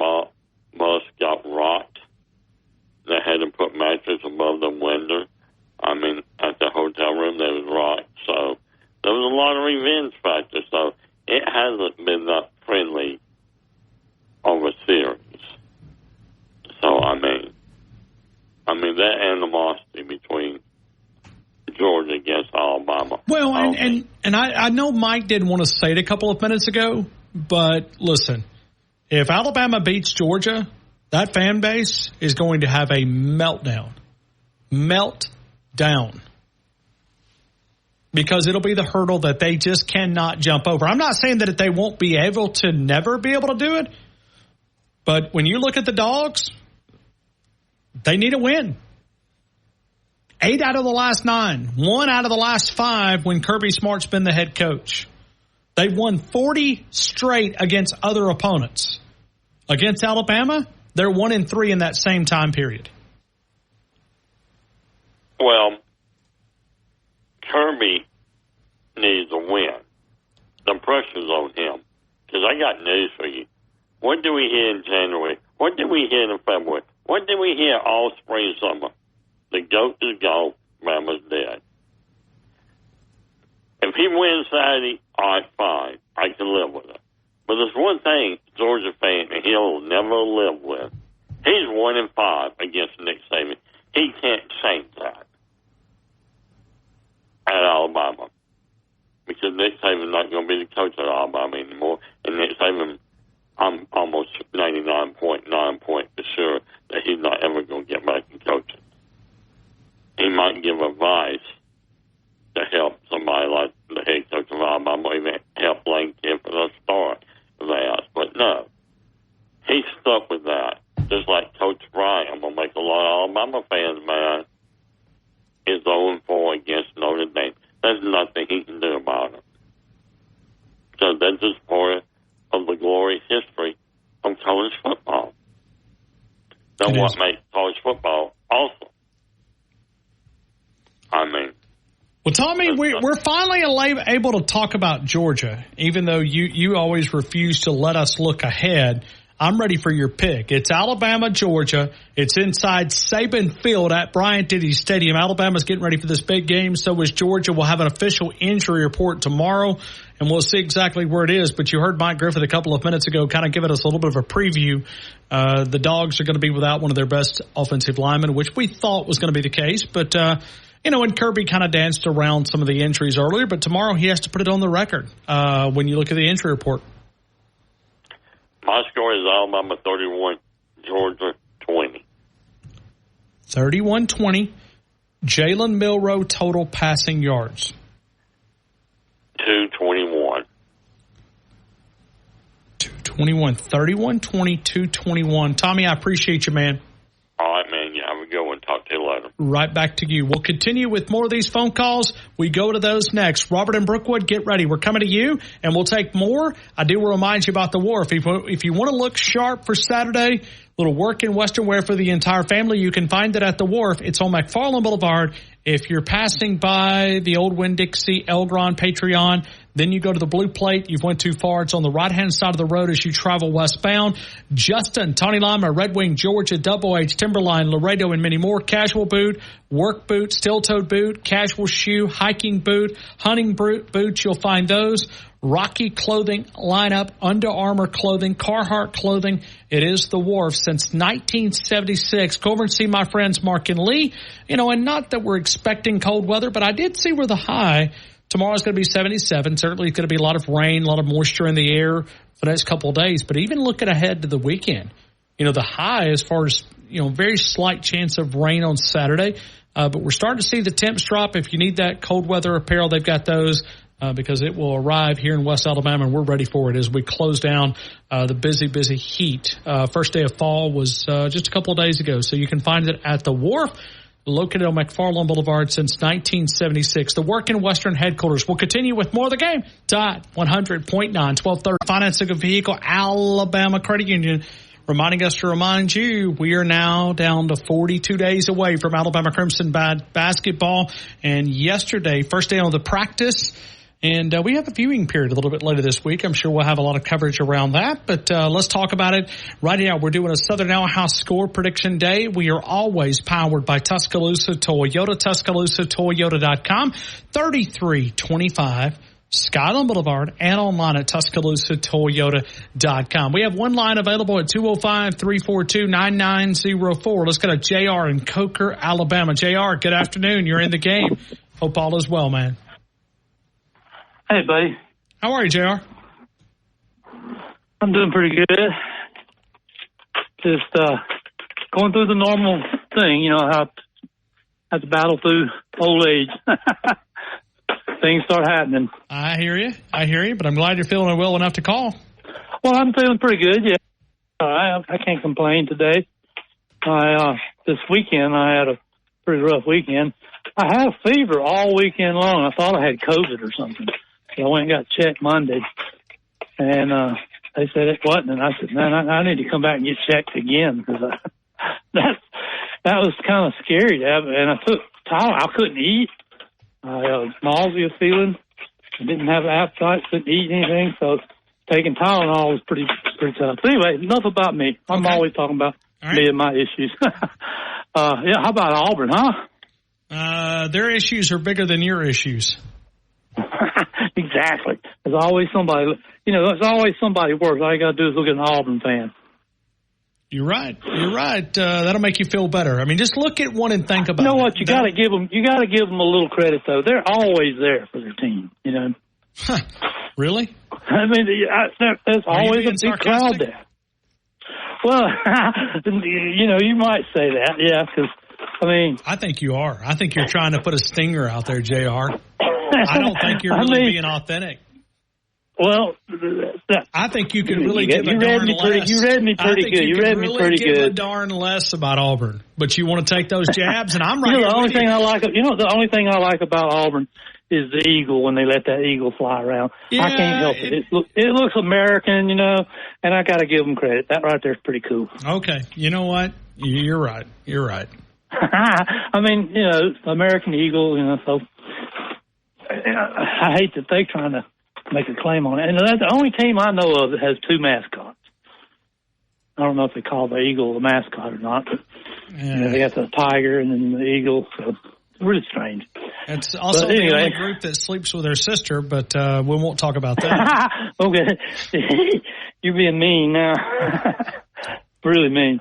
Sleeps with their sister. I mean, I was talking about shares a bed, not sleep with. I mean, I know what you mean. I know what you mean. Yeah. So. But anyway, that's pretty good. I mean, they do things quite different down there. That's a unique place, man. If you don't believe me, go take a visit. It's weird, strange, weird. Who do they play next? Oklahoma this weekend. They're the underdog at home. And where do they go? There, or is it going to be in Auburn? No, it's in Lee County. Yep. Whew. I still think Oklahoma's going to blow their doors off. I hope. That's my wish. I mean, Oklahoma was ranked. They still are, aren't they? They are. And Arkansas, they weren't ranked, were they? They were not. Okay, they beat them by 10 points in Auburn. Held Auburn to 14 All right, JR, let's get back to the real game. Alabama, Georgia. What do you think? I'm curious. Oh, Alabama, Georgia. Okay, I think Alabama's going to do the same thing they've always done to Georgia. Put the stinger on them. 8 out of the last 9. Kirby Smart's 1-5 against. I do realize it's a whole different thing with a new coach, but I think that the team's the same attitude as they've always had. We got a lot of good players. And I think a lot of players that have been getting better every game, they're going to step it up against Georgia. I mean, I know that people were saying that it was going to be hard to get them riled up for that game because a new coach, but I don't think so. I think we're going to be just fine. And as far as the score, I'm going to say 34-24. Alabama, 34-24. Jalen Milroe, total number of passing yards against those nasty, nasty, nasty dogs. Well, then we must score 34 points. I think he's going to get a good number on his passing because, they like the deep ball. I think to get, And how do you think Georgia's going to match up against Alabama's receivers? I mean, their defense on that part. Yeah, well, tell you what. I mean, let's take a look at some of those numbers. When you look at the total defense, Georgia is number 4 in the country. In a comparison, Alabama's number 13 in the country. But you're asking about pass defense. When you look at the Georgia Bulldogs, Nobody gives up fewer yards than the Dogs. They have a 91.3 yard per game average. They give up less than 100 yards passing through the air. Okay. All right, those numbers, you have to think about who they played to get those numbers. Same with Alabama, our numbers. But you got to realize, that, and also the teams that they play, how good were their passing? Was their passing a good passing team? But you could also spin that around for Alabama. Alabama's 8th in the country in passing defense, but you could also say, well, you played a Wisconsin team that really doesn't throw the football a ton. Exactly. You played a what I'm South saying. Florida team that's not very good at throwing. No, I mean, numbers can mislead you, absolutely. They very much can, especially this early in the season. What else do you have to go on? Actually, we got something. We got to have something to talk about. All right. And it's fun. It's fun to do. I gave you my score. But Milroe passing. Milroe passing, I want to give you 252. 252. JR, I'm glad you're feeling better, man. Thank you again for your phone call. Thank you, buddy. I appreciate it, and we'll call again soon. Bye. Okay, sounds good. JR, Coker, Alabama. Let's go to David. David, good afternoon. You're in the game. I hope all is well, man. Hey, Ryan. How's everything going, my friend? I'm good. Quick, Dave. All right. Man, I tell you what, they not in the 40s this week. They in the 30s and the 30s and the 30s. Let me see. I'm not on. I'm gonna go 34-27. Bama. Right. Okay. 34-27, and I'm gonna go 192 yards. I got it. Quick, Dave. You feel good about this one, huh? Yeah. Man, I tell you what, I forgot about Paul from Lincoln. He hit it dead on last year, didn't he? He did. 27-24. But yeah, I do. And let's get some more scores in here and roll Tide. Thank you. Quick, Dave, helping us out. We appreciate that. That gives us another free line at 205-342-9904. Let's go to Robert in Mobile. Robert, good afternoon. You're in the game. I hope all is well, my friend. Hey, man. How are you, man? Hey, so I heard one of your callers picked against Alabama, huh? Yeah. But he may be trying to hedge his bet a little bit. You never know. But here's the thing. When we pick predictions for the upcoming year, a lot of us had 10-2 as the regular season, right? I mean, we had 10-2 out of the 12-game regular season. Right. At some point, you got to pick Alabama. If you got them at 10-2 or 11-1, where are you going to pick it at? True, very true. I didn't say 10-2. I said 10-1. But the one's got to be somewhere, doesn't it? And Georgia seemed like the most logical choice. I can never pick them to lose. I know it. Robert, I'm right there with you, man. I'm right there with you. It's like I get there, even if I had 9-3. Okay, pick 3 games. No, I'm just kind of backing up. Because I think this Alabama team is better spot than what we thought preseason. Don't you think? Yeah, absolutely, especially after the last game with how easy it was. Which is, we kind of figured it would be. It kind of worked out just where we did figure that, South Florida, for some bizarre reason, give us a little more trouble. But Wisconsin, you want to play in a phone booth and your ends aren't all that quick. So, I think we should handle you just as well. I still have a hard time picking against Alabama, even if Hugh Hefner, Hunter Freeze was our coach and we were as bad as Auburn. Obviously, we're going to, with an obvious losing season coming up, but every week I would pick them to win. I guess this is how it goes. Yeah. Well, and Auburn fans are being tested. I was aggravating a couple over the weekend, and he finally responded today, and he told me to leave him the blank alone. And I said, nope. You wouldn't do it to me. But you have an option. You can hit that block button on the cell phone if you like. But anyway, just to aggravating me a little bit, and he would do the same, and he did aggravate when Alabama was losing quite a bit of games prior to Nick Saban's arrival here in Tuscaloosa. Well, so far, Auburn's still better than Mississippi State, so he still has that much to go on. And it's so unfair that it ain't much, is it? I mean, no, not much. It's kind of unfair. Oklahoma's first introduction to the SEC is against one of the best teams in the SEC today, and Texas's introduction to official SEC play is against Mississippi State. Not Ole Miss, Mississippi State. That's true. That's true. Yeah. That's how it goes. But, I mean, that's the SEC, right? I mean, But, I mean, you get a free win this week, Oklahoma. Take advantage of it. Go beat the Tigers down in Lee County. That's an easy competition, right? I mean, that's probably 15 out of 16 if you're looking at it. Mississippi State at the bottom. Auburn. I had Auburn at number 15 when you look at the SEC power poll that I do for the AJC. It's hard to argue. When you look at a team that's going to be scrapping to try to get to 5 or 6 wins, they're the underdog again this week. Yeah, I'm still thinking Mississippi State will do it, be the ultimate bottom. But can you imagine we're talking about the ultimate bottom? Yeah, I've got Mississippi State at the bottom. Yeah. Oh, okay. And then the second at 15. Oh, right. Yeah, 1 through 16, 15. I've got the Auburn Tigers. Yeah, can you imagine we're talking about the bottom of the SEC and Vanderbilt is not the team we're going to say them.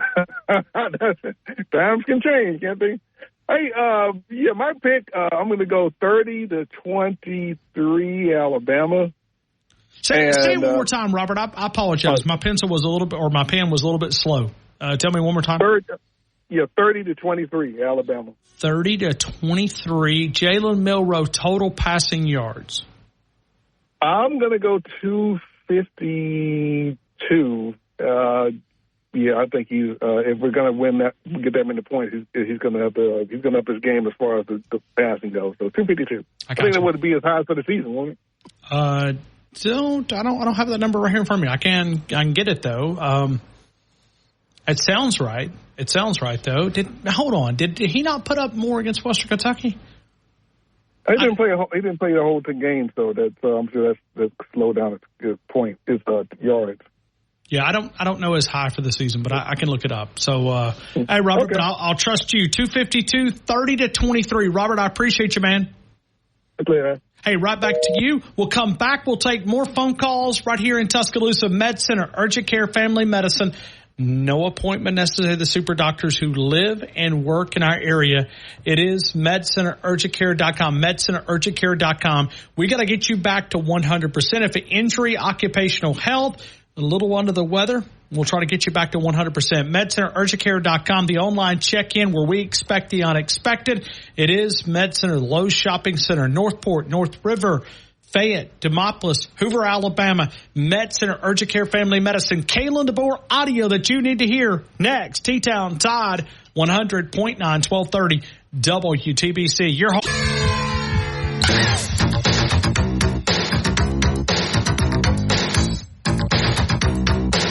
One of the things that we always like to include in most of our score prediction contests and some of our SEC parlay pick contests is Mark's Mark, downtown Northport. We'll give you a little gift package there. Courtesy of Mark's Mark in downtown Northport. If you're going to dominate the grill today or any day, it's Mark's Mark, downtown Northport under that Roll Tide Bridge. Also in Selma, Alabama since 1978. If you're looking for chicken, you're looking for seafood. If you're looking for a great steak, which is the high choice, which is the top 10% of choice. I've got a couple of steaks that are marinating for later this evening because I want to dominate the grill today or any day. It's Mark's Mark.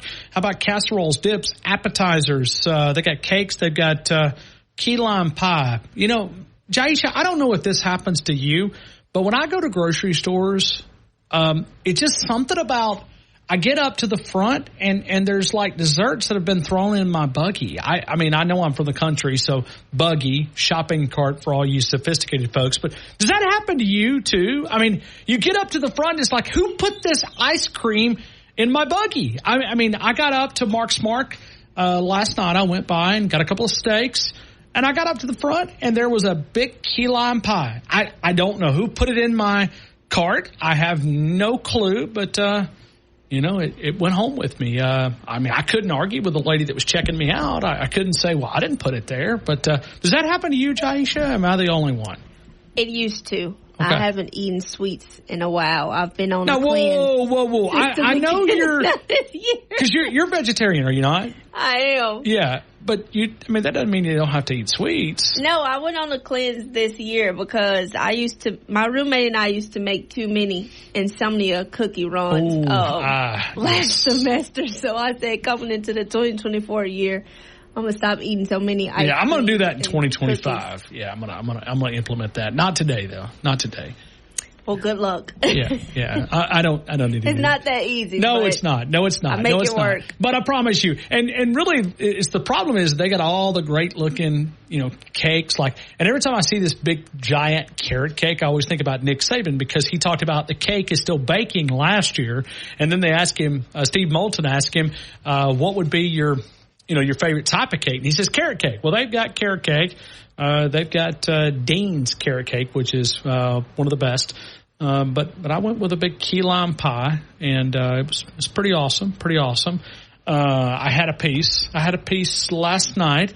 I shared a little bit with my puppy Riley. So she got a couple of the bread. What is the graham cracker crust or whatever it is? You might be better at those than I am, but.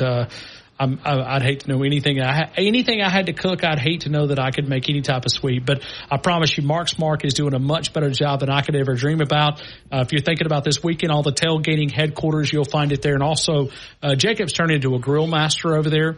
He's doing Boston butts and he's doing the ribs. And they've got a beautiful it's like an old-fashioned gas tank that they have made into a big smoker.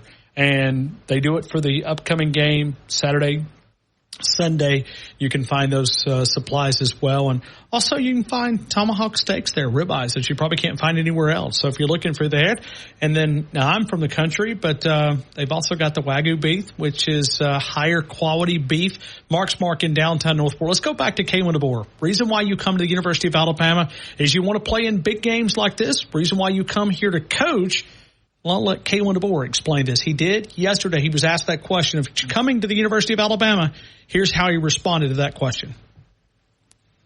Well, you look back to last year, right? And this is a new team. This is a new season. And that's what I always make sure we're emphasizing. This is the 2024 Alabama Crimson Tide football team. But there's certainly learning moments that you have when you've been through the experiences, and that's not obviously me. That's our players, as you mentioned, that can take those experiences and give them confidence, give them an understanding of what it takes.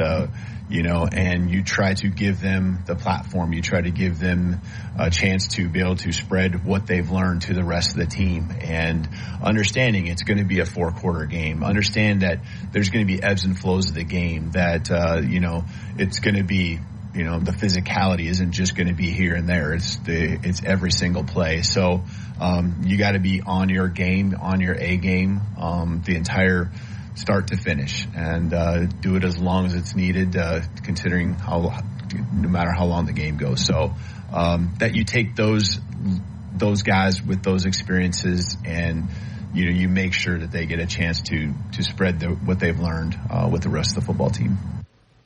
All right, that is Kalen DeBoer talking about the big games. Let's continue with more phone calls, and we go to Blueberry Steve in Montreal, Canada. Blueberry Steve, good afternoon. You're in the game. Roll Tide. Roll Tide, Ron. Roll Tide. How are you? Yeah, give me your Roll Tide in French for those who don't know. Roulez le bon tide. RTR. RTR. So this is a historical call. Oh, I just want to let you know. Yeah, I discussed this with your producer, Jaisha. By the way, what an impressive young lady. She's studying sports management, and she explained to me how many different facets there are. You've got to be a psychologist, part-time psychologist, part-time negotiator, part-time lawyer. My goodness gracious. Well, I mean, Jaisha's already been hit up by free tickets over there. People call in. No, Blueberry Steve. I'm telling you, man. You get my grandma's last game. She's not going to make it until next week. Okay. Yeah. But she's well enough to go to the game. So here's the game. My great uncle wants to go to the game. He's never been to an Alabama game. Yeah, it's one of those. Yeah, it's one of those. I mean, all the stories come out. People save their best stories for this one. That's not my intention here because just the flight and the hotels down are just too much. Yeah, but tell you what, I'm gonna go check out those hotels because I looked earlier this week, and the hotels were going for more than what the tickets were going for. So when I came down last year to the LSU game, we stayed in Birmingham. Okay. Yeah, but I mean, I know people that do that, but you're really taking away from the action.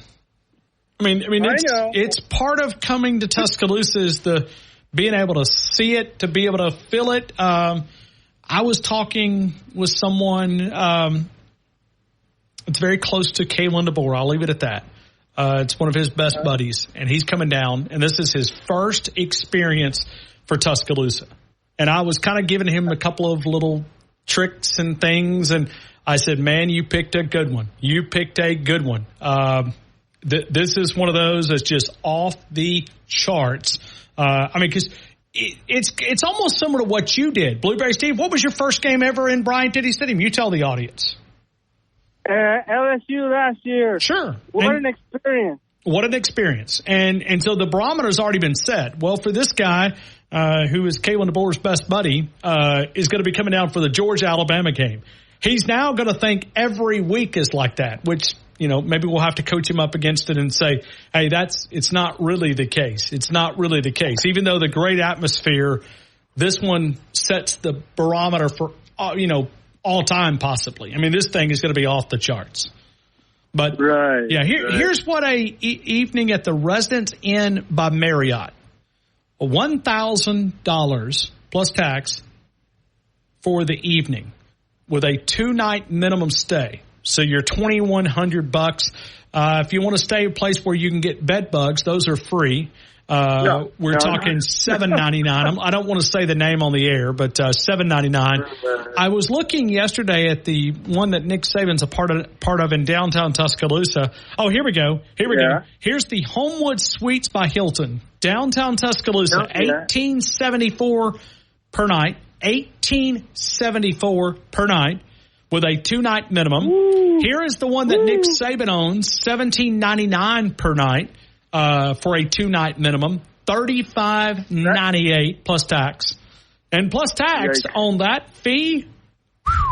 So let me tell you, I like whenever I travel, I like as much as possible to stay at the Residence Inn because they have the full kitchen. So that's one of the great things about the Residence Inn. I'm a Marriott guy myself. Yeah, me too. I do stay occasionally at Hilton properties, but generally not. Same. But I'm a Marriott guy because I like the point system. I mean, it's beneficial. You have to stick with one. So to take advantage. But here's the thing. In Hilton, it's so hard to build points up, man. Never mind. There's other reasons why I don't like Hilton, but no, Ryan, you're welcome to say I'm not politically correct in this program. Okay. I know. No, I just want to. I don't want to take up too much of your time today, but I wanted to say this is a historical call. Do you know why this is a historical call?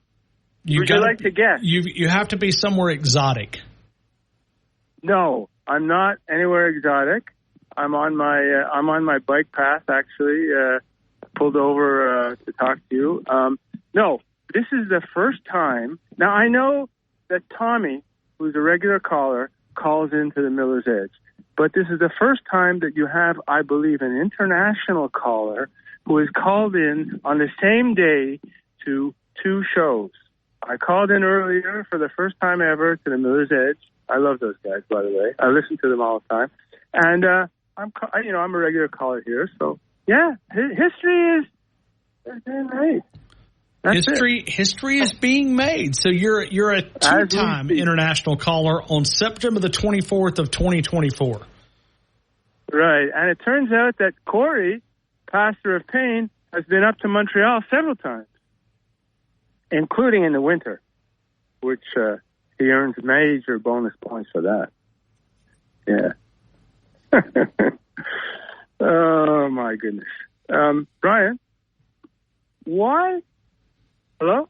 Yeah, I'm here. I'm listening. Oh, why, what? There's one word when you played the clip recently, just a few minutes ago, before you took my call from Coach DeBoer. There's one word that describes both him and Coach Saban, and that's humility. And that's something that you don't see from, what's his name there, the hobo in Tennessee. What's his name again? Josh Heupel? Looks like, that's the one. He looks like a hobo. And the other one, what's his name? Freezy?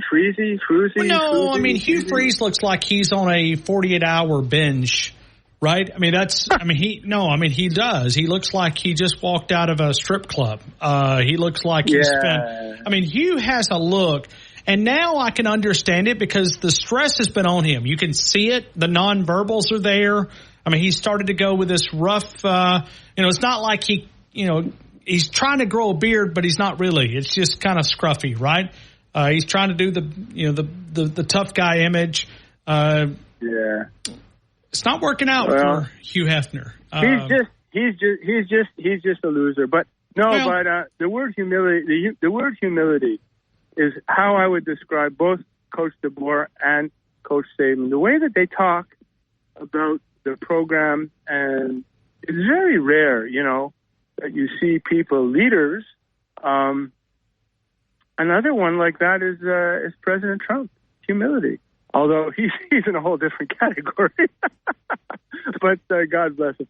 But but seriously, humility is an important aspect, I believe, for a coach because it's really, the coaches make important decisions, but it's really the players that execute. And they when you want to take the flowers and put them back on the players, well, that just shows character. That shows humility to me. Anyway. Okay. So, do you want to score from me, Sir Ryan? Yeah, and it's kind of funny. I just got a text message from a radio buddy of mine. I will not tell you who it is, but it guy's live on the air right now. He says, I hope you're having a filled day at Brother Freeze's expense like I am. Yeah, we are. Yeah. I mean, literally, I just got that as we were bringing up Hugh Hefner. So, I don't know. Maybe there's some things that are meant to be. Did Paul call in earlier? I missed the beginning of the show. Oh, no, he did. He did. He torched the Tigers. He torched the Tigers. All right. One of these days we're gonna read about a murder over in Lincoln, which is, he says he lives with a bunch of bugs in his neighborhood. You know what bugs are, don't you? Yeah, but don't you guys have the law, that if somebody comes into your house and threatens you, you're allowed to end their existence? Aren't you allowed that? I think you've got to abide by some rules. I'm not an attorney, anyway, so you better consult your attorney. Hey, Blueberry Steve, give me a score, man. I didn't realize we were so late. All right. Okay. 35 Bama, 21 Bulldogs, and that's the same score that I gave the Miller boys. So. Okay, 35-21, Jalen Milroe passing yards. 218. 218. Blueberry Steve, thank you, man. Hope you have a great rest of your day. Roll Tide and roll MAGA. Thank you, Blueberry Steve, helping us out. Keith, get ready. We're coming to you coming up in a couple of minutes on a score prediction day presented by Southern Ale House. 1530 McFarland Boulevard, 1530 McFarland Boulevard. Also, Dockside, if you're thinking about lunch and dinner options, it is Southern Ale House, 1530 McFarland Boulevard, 1530 McFarland Boulevard. Also, Marina Drive up on Lake Tuscaloosa. They are open for dinner this evening, open dinner for tomorrow, lunch and dinner on Thursday, Friday, Saturday, and also Sunday for brunch all the way until 4 o'clock. Monday through Saturday, lunch and dinner options at the original 1530 McFarland Boulevard. So 2 locations to serve you. All that Southern cuisine, biscuit sandwiches, the bacon wrap meatloaf, the great options like the steaks. But, hey, up on the lake, you might as well go after some of those great seafood options. Fried shrimp, excellent, A+. Southern Ale House, 1530 McFarland Boulevard and Marina Drive up on Lake Tuscaloosa. We'll continue. Jaisha, are you a Michael Jackson fan? I mean, I mean, it took me a few months here to settle this riddle, but listen, I was born in the 80s, so you cannot go wrong with Michael Jackson. But I mean, I'm starting to kind of pick up that you may be a big Michael Jackson fan. I'm a huge Michael Jackson fan. Nothing wrong with that. Keep playing them. Keep playing. I mean, as you see, I'm attempting a couple of dance moves over here. I threw out part of my leg and my hip, but I'm okay. You can blame my dad. He played a lot of 70s, 80s, and 90s music around us. I really do prefer older music over some of the newer music. But yeah, I would. If I was some of the new generation, I'd take the music back to Walmart and get a refund. If you don't have a receipt, they'll give you a gift card. That's what I would do. I'd take some of this stuff back. Absolutely. Amen. Let's go to Keith. Keith, good afternoon. You're in the game. I hope all is well. What's happening, brother? I'm good. How are you? Doing good. I think I'm doing good. Wasn't Saban's one of the CDs that he had? Did he play Michael Jackson over and over? The Rolling Stones was one, and the Eagles was the other one. Yeah, I think it was. And also the what's the blues artist that he used to listen to? B.B. King?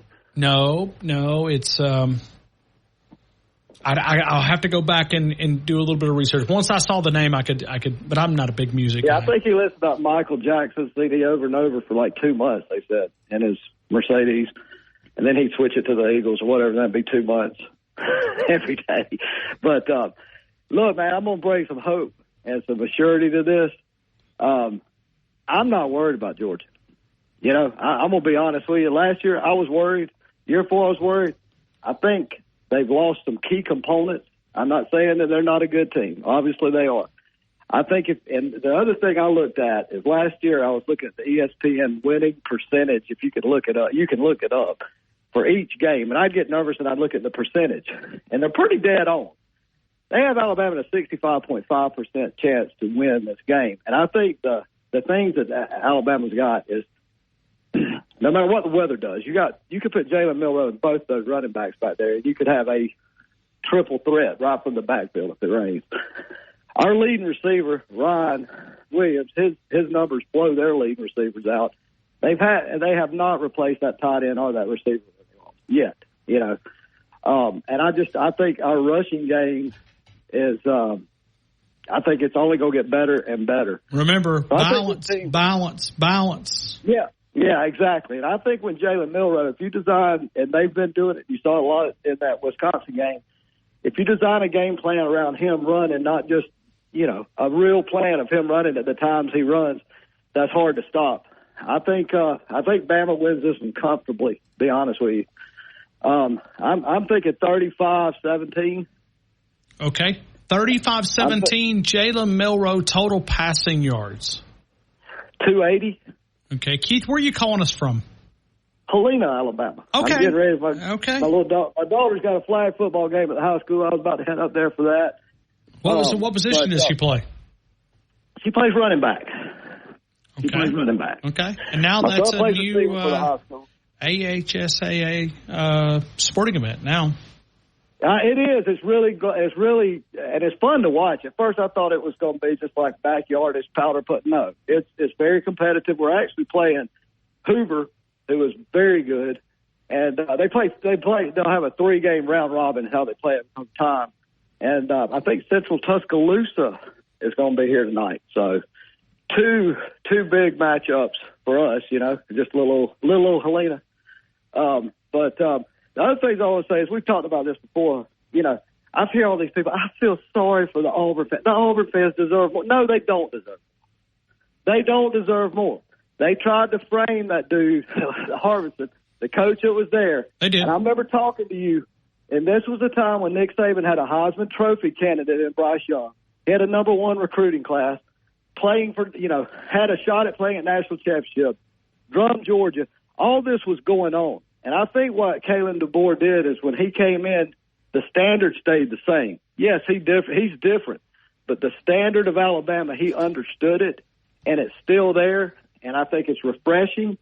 I think whenever Auburn, when Hugh Hefner-Freeze got there, you know, a lot of that hate been put in the barn. There wasn't a defensive coordinator. There was no structure. There was nothing. I'm not saying he'll ever bring it back. I've never thought that guy was. I mean, his claim to fame is he beat Alabama twice, and you landed up to the TaxSlayer Bowl or the Birmingham Bowl. You know, so I don't feel sorry for them at all. You know, they tried to frame a guy that was never substantiated about him having an affair. He walked away with $15 million. Well, not only did they do it to him, but they did it to that lady, and I don't even know her name, but. Yeah. I mean, her reputation and image is destroyed. Auburn, you know, my dad used to say this all the time. What goes over the duck's back has got to come back under his belly. That's Auburn, right. That's for you, man. That's for you. They tried to, you even take it back to the days where they even, which this is hard to believe, they even tried to frame Terry Bowden, you know, when he was losing. They tried to run him out of town. They tried to run Tuberville out of town. So they have baked this cake, so there's no sense of feeling sorry for him because all we heard, Hugh freeze warning, the freeze 4, you know, it's going to be deadly. Oh, my God. And now they want people to feel sorry for them? No, man. You know, y'all baked that cake. Now y'all have to live with it. But I'm going to say this. Bama up this game. I'm not really scared of Tennessee either, you know, to be honest with you, not to look ahead. But I think this team's special, and I think this Alabama team, the 2024 team, like Kalen DeBoer said, it's going to get better and better this year. 35-17, 280. Keith and Helena. Keith, thank you so much. Right back to you. Hey, real quick, we're still trying to get in touch with MacBama. MacBama, you hit a parlay pick contest a couple of days ago. You've not called in and claimed that. So, MacBama, if you're out there listening over in Atlanta, give us a call and let us know how we can get your information or get your package to you. Cole in Tuscaloosa. He came by. Cole in Northport. Cole in Tuscaloosa. I said Northport, but I meant Tuscaloosa. Either one, same place, right? No, not really. But Cole picked up his prize package earlier. MacBama, you also won the SEC Parlay Pick contest presented by Brian Hard Construction. So if you're out there listening, give us a call. 205-342-9904. And by the way, MacBama, if you can't get in because we know the phone lines have been jammed up and they will be for the next few days, you can always send us an app message. There it is. We'll come back. Jason, do I owe you a break? Okay, let me break here. Tell you what, I'm at 59 after. I'm going to hold Dale. Dale, you're coming up on the other side. Jumbo, I see you. We're coming to you, coming up in just a couple of minutes. I don't want to pin you guys against the break, so let me tell you about our good friends at Nuke's Eatery, 205 University Boulevard, 205-758-2455. It is Joel Bromfield cooking up some great options like the French dip sandwich. You can find that. The Nuke's Q sandwich. You can find that. The great salads. If you're going to be on the campus of the University of Alabama, go see our friends close enough that you can smell the championships. Joel Bromfield, 205 University Boulevard, 205-758-2455. Go see the guys at Nuke's Eatery and celebrate the day. Close enough that you can smell the championships. Dale, get ready. We're coming to you next. Jumbo, I see you. We're coming to you. Josh, I see you. Steve. Rolling down a backwoods Tennessee byway. One arm on the wheel. Holding my lover with the other. A sweet, soft southern thrill. Worked hard all week, got a little jingle on a Tennessee Saturday night. Couldn't feel better, I'm together with my dick. All right, let's count them together. You guys ready? 18 national titles, 30 SEC titles. Georgia, you have 13. Alabama's more than doubled you up. 30 SEC titles. 147 first-team All-Americans, 77 postseason appearances, 45 postseason victories, 4 Heisman winners, the NCAA all-time scoring leader, and the greatest football coaches to ever walk the sidelines. We are powered every single day by Tuscaloosa Toyota, TuscaloosaToyota.com, 3325 Scotland Boulevard, and online at TuscaloosaToyota.com. If you're looking for a Highlander, Camry, Corolla, got some great interest specials happening right now, including the 2025 Camry, 3.99 APR for 36. That is as low as 3.99. 36 Tacoma, 3.99 as low with a $1,500 loyalty cash, and the Tundra as low as 1.99 with a $2,000 loyalty cash. It is David DeSantis and Tuscaloosa Toyota. Let's go right back to the phone calls. Dale, good afternoon. You're in the game. I hope all is well. All is well, Ryan. How are you? Oh, good, man. Great. Super beautiful. Looking forward to the game, brother. Looking forward to the game. Yes. Big time. I'm going to be working, but I'm looking forward to it. I'll be hustling some, but that's okay. I'll be there in the atmosphere and be able to see a good portion of the game. But, Ryan, I just don't think Georgia has faced a quarterback that's a threat at all. And the Clemson quarterback against the NC State, yeah, he can put up some numbers, but he couldn't throw the ball down the field against the defense that puts any kind of pressure on him. So they really hadn't faced anything like Milroe, in my opinion. But we'll see. Now, they got a good think about who Georgia's kryptonite has been. Mobile quarterbacks. Exactly.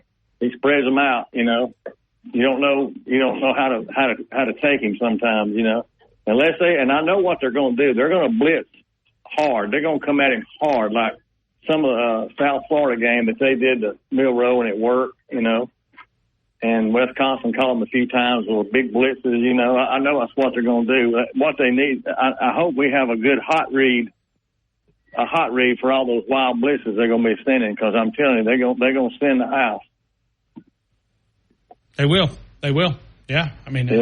So you look at the Dogs, and, the stat that one of the callers called up and asked me to look up the passing numbers. I did not realize that Georgia was this highly ranked as far as passing metrics. Only giving up 91 yards. Yeah, they're number one in the country in stopping the pass. Probably because they do put so much pressure on the quarterback. They don't give them time. Their DBs may be good, but I just think it's their front seven is probably doing most of the damage. But I still think we got the running game, we got the offensive line, we got everything in place to put points on the board against them. And I'll go ahead and give you my score, because I know other people want to do that. I'm going to keep it in the family tradition, Ryan. I don't know if you remember, but years ago, my granddaughter Mackenzie, who's now in nursing school, she used to give me the score all the time. You remember that? I do remember this. All the time. Well, now I got my 10-year-old granddaughter who's coming up, and she's out here playing softball now. I'm at the softball field with her, and she gave me a score, and I'm going to see just if she's as good as her sister was. And I probably wouldn't have went this high, but I'm going to say 36-17. 36-17. That's what she came up with. All right. Jalen Milroe passing yards. Where you want to go? I'm going to go 175. 175. That may be the lowest we've had so far. It is, Dale. I think he's going to run for more than he's going to. That's where he's going to hurt him, though. He's going to hurt him with his legs. Okay. Got it. All right. Well, that's it, man. That's all I got. Thank you, Dale. We appreciate it, man. Yes, sir. Roll Tide. Southern High Score Prediction Day. Let's go to Jumbo. Jumbo, good afternoon. You're in the game. I hope all is well. Lord have mercy. I got to follow Dale. How about that? That's a privilege, man. That's a privilege. He'll be calling you up Friday scared to death. He will be. He will be. You know he will be. Oh, man. Oh, Lord. Well, let's, your second day into this week here, I'm hearing a lot of people are a little scared of Georgia and Tennessee, and I don't know why. Guys, we got the best team in the country. I don't care what anybody says. I'm not being a homer. We are that good. Alabama is that good. And the guy said a while ago, this is a special team. It's going to be. Georgia's going to come in here. They're going to be all ripped and ready to go the first quarter or two. But after that, it'll be over. It's going to be over. We got this. I'm not sweating it. I'm not worried. I'm not nervous. I'm not scared. Bring them on. Let's kick it off and get it on. Jumbo, confident Jumbo. I don't know if I like confident Jumbo. I have been like this ever since before the season started, when I really got to know Coach DeBoer and who he was and what his mission. He's on a mission. This guy is here to win us national championships. and that's what we're going to do. And I told everybody at the beginning of the season, I believe that we are good enough to win the national championship. And, buddy, let me tell you what. They got to walk that aisle. They got to come into our house, play us in Dick Saban Field at Bryant-Denny Stadium. They are going to get their feelings hurt. They're going to go back with that little nub on their butt. They're going to cut it off. They're going to go back to Athens, lick their wounds, and get ready for the rest of the season. I am not scared. I am ready. Let's do it. Bring it. Come on. Let's go. Come on. Let's go. Confident. Yes, sir. All right. Give me your score. With that being said, are you really going to Big Mike's tonight for a big steak, or was that? No, Big Mike's not open tonight, is it? Yeah. Big Mike's is not open tonight, is it? No, it's not. It's not. Oh, I heard you say something about a steak marinade. Maybe it's a I'm marinating one. I'm marinating one from Mark's Mark. So, yeah. Oh, okay. My bad. Okay. Here's what we're going to do. If I win, like I said, I'm just going to give it to a veteran somewhere, but let's go 38-24. 38-24. Jalen Milroe, total number of passing yards. Now, this is kind of tough. Dale said 170-something. Robert said 250. Robert from Mobile got 252. That's what I wanted. So I'll tell you what. Let's go 263. I think that's a good number. I think he's going to have over 100 yards rushing, but I like the 263. All right. 38-24, 263. Hey, Jumbo, appreciate you, man. Roll Tide. Roll Tide. We'll continue right here with more phone calls. Let's go to Josh. Josh, good afternoon. You're in the game. I hope all is well. Hey, what's going on, Ryan? How are you? Yeah, good. Where are you calling us from, Josh? Magnolia, Texas. Magnolia, Texas. I don't know where Magnolia, Texas is. It's about an hour northwest of Houston. Oh, okay. All right. I work in Houston. Cool. Well, super, man. Thank you for calling in. I guess I'm not as confident as everybody else. I think we're going to win the game, but Georgia hasn't given up a touchdown all year. Not one. You know, they're giving up 6 points a game, and I know you could say, hey, they haven't really played anybody. They played a decent Clemson team. Didn't play that well, but I have a feeling I think Georgia's going to play their best game this season. I think Alabama will play theirs, but I'm not discounting it. I just don't think Alabama can score 30 points on the Georgia defense. Okay. All right. So where you want to go? Case in point, I haven't seen it this year. I don't see that much of a median pass game, and I do not think Georgia is going to give up any big. They may give up, one or two big plays. I just don't think you're going to be able to sit there and chunk 20, 30-yard balls over the top of their head. I think I have that much respect for them, and I think they're that good. Okay. And Alabama, what did Nick Saban call it last week? Big little. Yeah, big little. Big little. I was trying to describe the words that he was using. Big little, big little. Yeah, I would be really nervous if it came down and we had to put a drive together and just move the chain, because I haven't seen a lot of that. We haven't been in that position to have to do that. But, I mean, I'm not being negative, but we haven't. It's been all big plays. For the majority, short fields or big plays haven't been able really to sustain drives that I think we're going to have to sustain in this game. But I like Alabama 24-20. Okay, 24-20. Jalen Milroe, total passing yards. 201. 201. Magnolia, Texas. Roll Tide. Roll Tide, Josh. Thank you, man.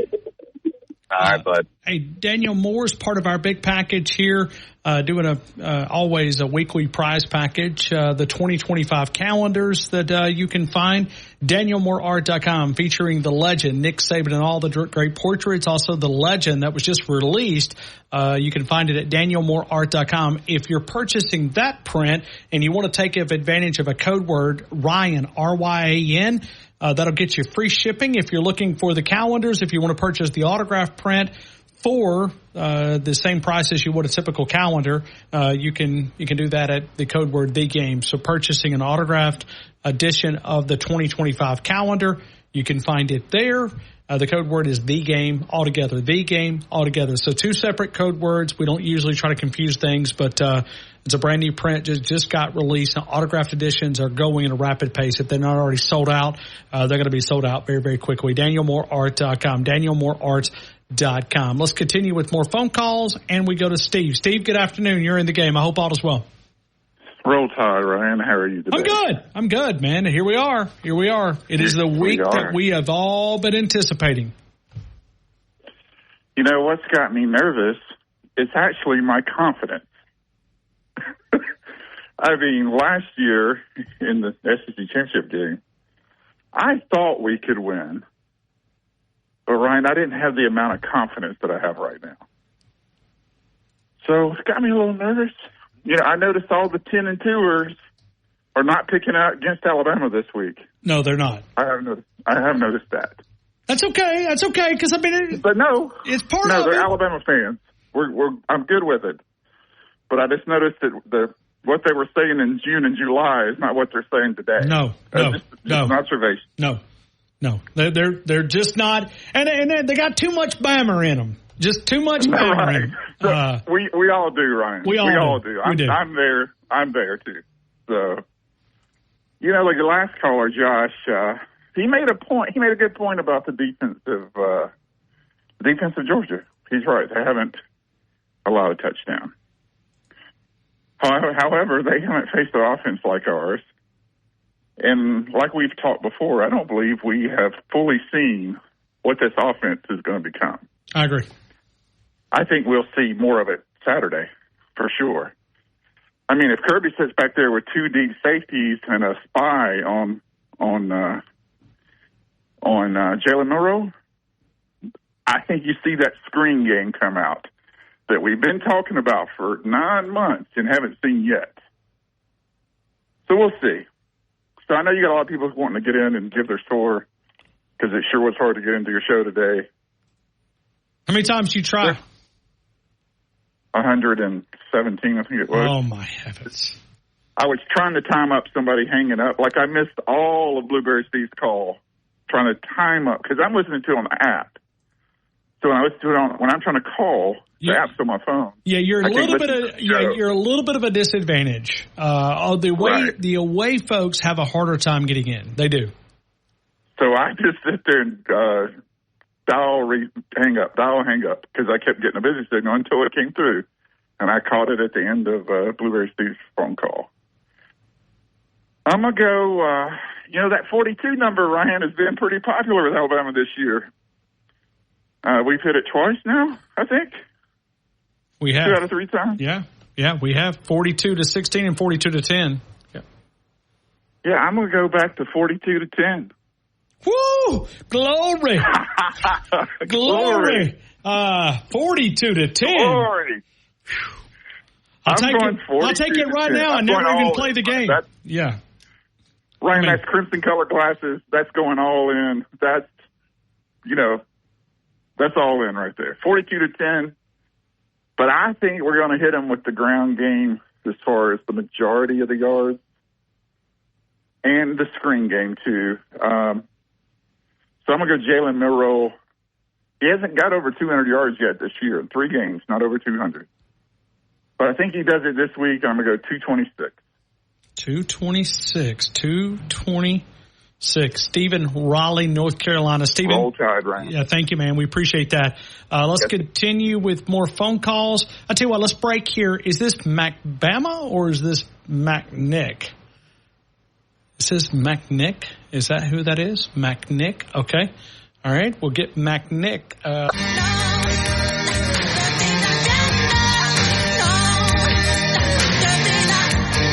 Let's continue right here. I remind you to download the Tide 100.9 app. It is a free download. Listen to all of our programs. Morning, 6 a.m. with Martin Houston, Wimp and Barry inside the locker room, 7 until 9. 9 until 11, the Gary Harris Show. WVUA Sports Director, 11 until noon. Wyatt Fulton, T-Town Sports Daily, 12 until 2. Christian and Corey Miller, The Miller's Edge. And then we pick it up every day starting at 2 o'clock with a game. We'll get you all the way until 6 o'clock. And tomorrow it'll be the K1 DeBoer Show at 6:30. Hey Coach starts at 6. K1 DeBoer Show starts at 6:30. Let's get ready for this big Alabama-Georgia game. Number 2 against number 4. We've watched the spread move a little bit this afternoon. Georgia up to about a 2.5-point favorite. It's fluctuated. Now I just hit refresh. I'm seeing a 1.5 now. 1.5. I did not see a 1.5 about an hour and a half ago. Now we're seeing about we'll see a couple of 2s, 2.5s. I mean, this line is going to move throughout the week. It's just what it's going to do. Wow. Okay. Let's continue. Let's go to Mac Nick. Mac Nick, good afternoon. You're in the game. I hope all is well. Hey, Ryan, roll tide. It's Mac Bama. Mac Bama. How are you, man? I'm good. I'm ready. I'm ready. I bet you are living in that crazy, crazy, crazy state. Now, we need that state coming up in November, but we don't need them to do anything on Saturday afternoon. Well, I'll tell you, Ryan, the Georgia fans are a little worried. They're a little worried over here. Okay. So I think we got them kind of where we want them. Their confidence isn't as great as it would have been before that Kentucky game, obviously, but they're a little worried. And, hey, I got a question for you. Since it is Georgia week, do you know David? His last name just escaped me. He's a announcer over here on for the Ref in Athens, Georgia. Okay, so he's a sports talk radio guy? Yeah. And his name is David's. Good Lord, his last name just escaped me. I'm sorry. I was going to suggest maybe you get him on this week, but okay. Hell, I can't remember his last name. That's what getting old does for you. Okay. Yeah, I would. I know a couple of people that do radio over there. I would see. I know Mike Johnson. What station is it? Let me ask that question. It's 960 The Ref. It's an AM station in Athens. They're not the flagship for Georgia, but they do all the sports talk for Georgia, okay. And it's there in Athens. But in Athens. No, I don't know anybody there. I don't know I know Brandon Adams that lives in Athens that covers for the Dogs. I know Mike Griffith, which we've had on, but I don't know David. I'm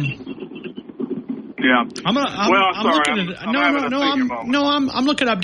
Dog Nation's actually on that station, 960 The Ref, which is Brandon Adams. I know Brandon, but I don't guess I know David. So Well, I remember his last name when we hang up.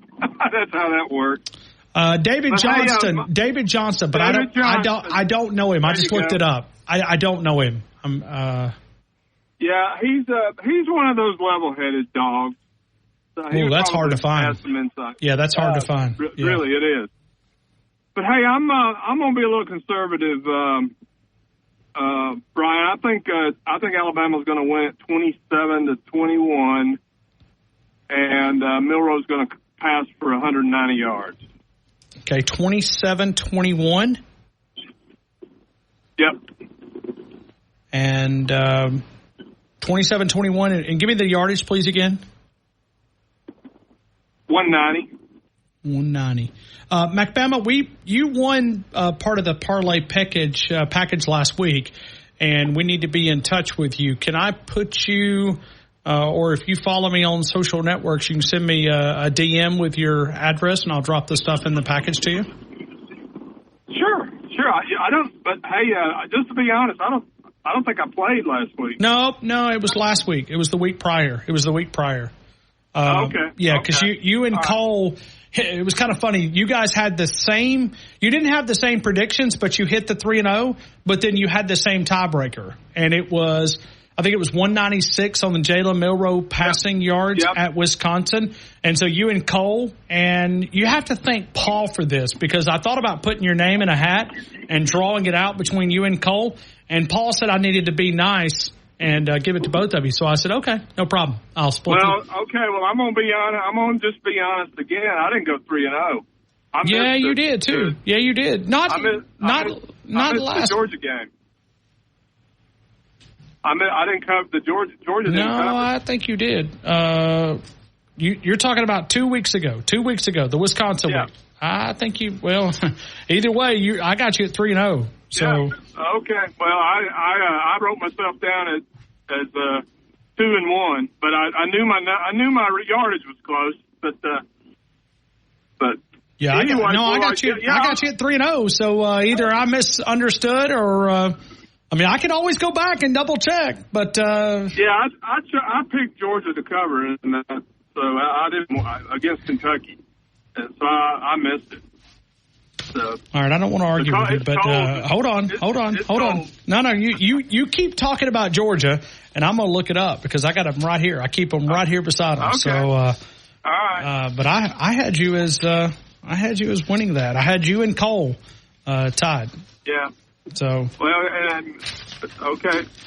hey, speaking of Georgia, I think we'll find out just how good our offensive line is this week, for sure though, Ryan. And I think it's going to be good. I think it's going to be a good result. So from a local perspective over there, I mean, you really think they're nervous? Yeah, they expected to just hammer Kentucky. They were. I mean, they're nervous, and then they saw what we did on the road in Wisconsin. They know Jalen Milroe's for real. They're worried about that mobile quarterback piece. Yeah, they're nervous. They are nervous, and it's in Tuscaloosa. All right, Mac Bama, I've got you at Bama over in Kentucky. Well. Yeah, I think you misunderstood me, Ryan. I'm sorry. Okay. All right. Well, hey. All right. We're going the honor system. I'll tell you what. I'm going to ship you a calendar anyway, 2025 calendar. So regardless if you want it, I'm going to ship it to you. So if you'll hit me up with your address, I'll drop you one in the mail. All right, brother. All right. Roll Tide, man. Thanks, man. Hey, Mac Bama, thank you, man. Yep. Yeah. Hey, I appreciate the honor system, but I got him hitting 3-0. But Cole hit it. Also missed it by 1 yard. So Cole and Mac Bama. So it wasn't like we got somebody else. But Mac Bama, I got you there. So anyway, we appreciate it. Piano Man likes Michael Jackson. But I tell you somebody else that likes Michael Jackson. That is Northport Power Equipment, 2 blocks east of the Northport Civic Center. You will find Brian Keith Ellis. You know, right now leaves are falling, right? You got to go out, get the backpack blower, the handheld blower, clean those leaves up, chainsaw, pole saw. You can find those options, many different styles, whether you're the professional or the do-it-yourselfer. You can find those, the Skag commercial mowers, residential mowers. You'll also find a Husqvarna lineup. It is one of the, as far as inventory base, one of the largest independent owned, but also moving inventory. They moved more inventory than any other Husqvarna dealer in the Southeast. You'll find it at Northport Power Equipment, Crest battery-operated tools as well. You'll find the service department, end of the season savings. You can find those, and always some great options there. The weed trimmers, you can find those. It is Northport Power Equipment, 2 blocks east of the Northport Civic Center. Brian Keith Ellis, Mr. Ellis, and we appreciate those guys for being a part of our show. Let's continue. Let's go to Piano Man. Piano Man. Good afternoon, Piano Man. You're in the game. Hey, what's up, Ryan? How are you? Roll Tide. Hey, are you a Michael Jackson guy? Because Jaisha has been playing tons and tons of Michael Jackson today. Tons. I was about to say hats off to Jaisha. I agree. Now, the only thing I'm just going to say is if she plays I Want to Be Where You Are or Off the Wall or Rock With You, I'll send her a love offering. Jaisha, are you going to respond to Piano Man here? I played Rock your world or my world last week. But, yeah, that's in the rotation if you're still listening. Okay. Look at her. She's a person of the people. So it sounds like she's working that one up the request. You want to dedicate that to somebody to Piano Man? I mean, do you want to put that out to a special somebody? I mean, is this one of those type of songs? It's not. It's just one of my favorite jams. So, now if she played The Girl Is Mine, now I have to send that out to somebody who don't believe that the girl belongs to me. But since we ain't made it quite that far yet, let's keep it moving. I like it. I like the way you phrased it. I was about to say something, but I'm just going to back on off the table. Back up. Yeah. But she's doing a great job. And, yes, she is. Man, I love the show and everything. And listen, I hope Bama Nick is listening. That's my dude there, man. I love Bama Nick. He is hilarious, but he makes a lot of sense. So, but anyway, on the business. Okay. Georgia. You know what? I'm with. Is it Jumbo? It is. Yep. Oh, well, I'm with him. I don't know why people are so fearful of Georgia and Tennessee. If you're watching it like what I've been watching, Georgia, and I've been saying this ever since the season began or even in the spring, Georgia's not as dominant as they used to be. We proved that to them last year. Now, I know that they're saying that it's the Nick Saban effect. It had nothing to do with Nick Saban. He motivated the guys, but those guys got out there and played. Okay, so we lost a few players, but the majority of the nucleus of the team still came back. So we're there. Now we got a few pieces to put in on our own defensive backs and everything, but they're coming into their own. So I don't know what the fear is all about, but I'm not saying I don't respect Georgia, but I don't fear them. I respect them because, they're number one, number two for a reason. But like Coach Saban said a couple of weeks ago, the only team in America that has really been able to dominate Georgia is Alabama. And I think the domination is going to continue. Okay. And 8 out of the last 9, 1 out of the last 3. I mean, Georgia's undefeated against everybody else in college football. Not us in the last 3 seasons. But not us. And I think, and we're going to make that frustration continue. So to show you how confident I am, and I'm not cocky at all, and I'm being very realistic. How I think the game is going to go is going to be a little like USF.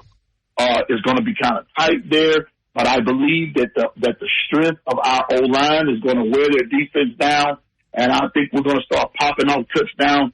So my final score, and I've said this even on Coach Smith on our AAA network and everything, and when we talk over there with Coach Smith, I've said from the jump, 42-19 Bama. 42-19. I tell you what, I'll take that and dance all the way to the. I'll take it. 42-19. Give me Jalen Milroe total passing yards. I'm going to say 218. 42-19, 218. Piano Man, thank you, man, for being a part of our show. Yes, sir. Roll Tide. Right back to you, man. Thank you. Roll Tide. Roll Tide. Let's continue, and we'll go to Rocket Man. From Piano Man to Rocket Man. Rocket Man, good afternoon. You're in the game. How are you? Ryan, how are you? I'm good. I'm good. Great. Roll Tide. Roll Tide. I assume this is Huntsville? I've worked at NASA 32 years. Okay. What'd you do for NASA? Mechanical engineer. Okay. Oh, man. Smart guy around us here. Okay. And wife owns aerospace company also. Oh, okay. Man, can I borrow any money? Maybe later. Okay. I'm just teasing.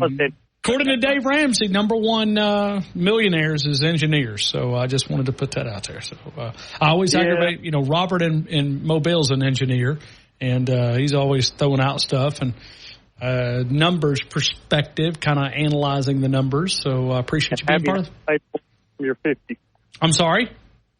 And have your house paid for by the time you're 50. Yeah. So, yeah. But hey, you're in six figures yourself, aren't you? No, not there yet. Come on now, we're all friends.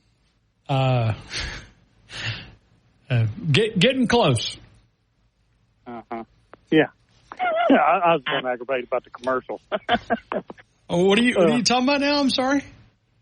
Well, you guys got great sponsorships, but man, they stay too long to me. Which ones? Well, your segments. You got like 5 to 6 minute breaks in between callers and that sort of thing. Well, and some of that's because I get to talking, and then we have to pay Peter to pay Paul. We had to borrow from Peter to pay Paul. Yes. Maybe consider breaking it up in 3 commercials and, condensing it down. Might be an option. Yeah. Well, thanks for the recommendation. Well, I appreciate all the optimism of the callers. However, Vegas didn't build them buildings for nothing. I'm going 24-21 Bama. 24-21 Bama? Is that what you said, Rocket Man? Yes. Okay, just repeating. All right. 230 passing, Milroe. 230. 24-21, 24-21, 230. Yes. All right. Thank you, man. Yeah, have a good day. You too. Rocket Man. Getting in some financial numbers. Said we need to be cashing those checks. Well, we are, but hey, gotta pay my share to the government. All right, we're going to try to move through these calls just as quick as we possibly can. It's the greatest time of the year. Kickoff is here, and football is officially back. Over 1 million fans across 33 different states got in the game last year by competing on Underdog. Went up to 1,000 times your money just by choosing higher or lower on your favorite players. Touchdowns, passing yards, rushing yards. You can find that. Making your picks on Underdog is straightforward, and signing up is even easier. Just head over to Underdog's simple-to-use mobile app, UnderdogFantasy.com. Sign up with the promo code Fowler. Underdog will give you a free pick to use on your first cash pick'em entry plus $1,000 in bonus cash when you deposit. That's Underdog Fantasy, promo code Fowler, Fowler, to claim your new customer special of a free pick and your deposit offer. Must be 19 in the state of Alabama, present in a state where Underdog Fantasy operates. Terms do apply. Concerned with your play, call 1-800-GAMBLER or visit ncpgambling.org. Underdog Fantasy. Let's continue, and we go here to DeAndre. DeAndre, good afternoon. You're in the game. I hope all is well. Hey, man. How you doing? I'm good. Good, man. I know you got other callers want to get to. I'm just glad I got in. Hey, it feels like you won the lottery just to get in, DeAndre. Right. Man, I want to say 42-28. Okay. 42-28. Okay. And the only reason why I'm going with that is because I feel like, it'd be kind of like one of those things where the game typically goes, and then at the end, Bama kind of pulls away. I still don't think we've seen everything we can see when it comes to this offense, man. All right. 42-28, give me Jalen Milroe total passing yards. I want to say 225. 225. I got it. Thank you, DeAndre. Thank you, man. Roll Tide. Right back to you. Let's go to Henry in Texas. Henry, good afternoon. You're in the game. I hope all is well, man. All is great, Ryan. Hey, I make this quick. 41-24 for the good guys. What is it? 41-24. 41-24. 296. 296. 41-24, 296. Henry in Texas, I appreciate you for being a part of the show. Yes, sir. Roll Tide, Ryan. Roll Tide. Let's go quickly here. We'll go to David. David, let it rip. 23-16, 225. 225. 23-16, 225. David, where are you calling us, Ralph? Ralph, yeah. The big town of Ralph. All right, man. Thank you. Appreciate it. Thank you. David helping us. Let's go to Ellis in Manchester, Tennessee. Ellis, good afternoon, sir. You're in the game. Roll Tide. Good Gray Steve got my score. Yeah, all you got to do is beat him on the tiebreaker. What was his tiebreaker? 218. 220. 220, 35, 21. Yep. Ellis. Here we are, Georgia, Alabama. I'm ready and set to go. You ready? I'm calm about it. I've got total confidence in my team. Okay. So I would say that you believe. Is that fair? Yes, Ryan. I believe. Are you sure? I'm sure I believe. Now, don't do like the Bugs. Now, they believe, too. They believe that the Auburn Tigers, they thought they were going to be able to take down Arkansas. Well, that's the Bugs. That's not Alabama. Okay. All right. All right, Ellis, I got to get out of here, man. I appreciate you so much. No time, Ryan, brother. Hey, thank you. The students are very creative with their signs over there. Did you guys see the one that said, no, I'm not even going to say it. It's, yeah. Simon, thank you.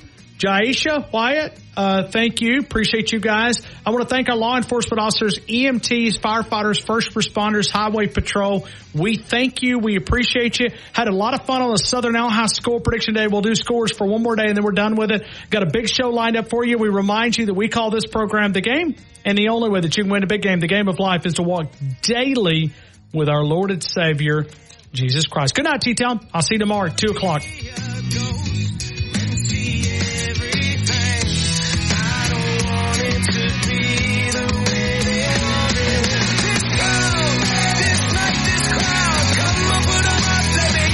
Thank you for listening to The Game with Ryan Fowler.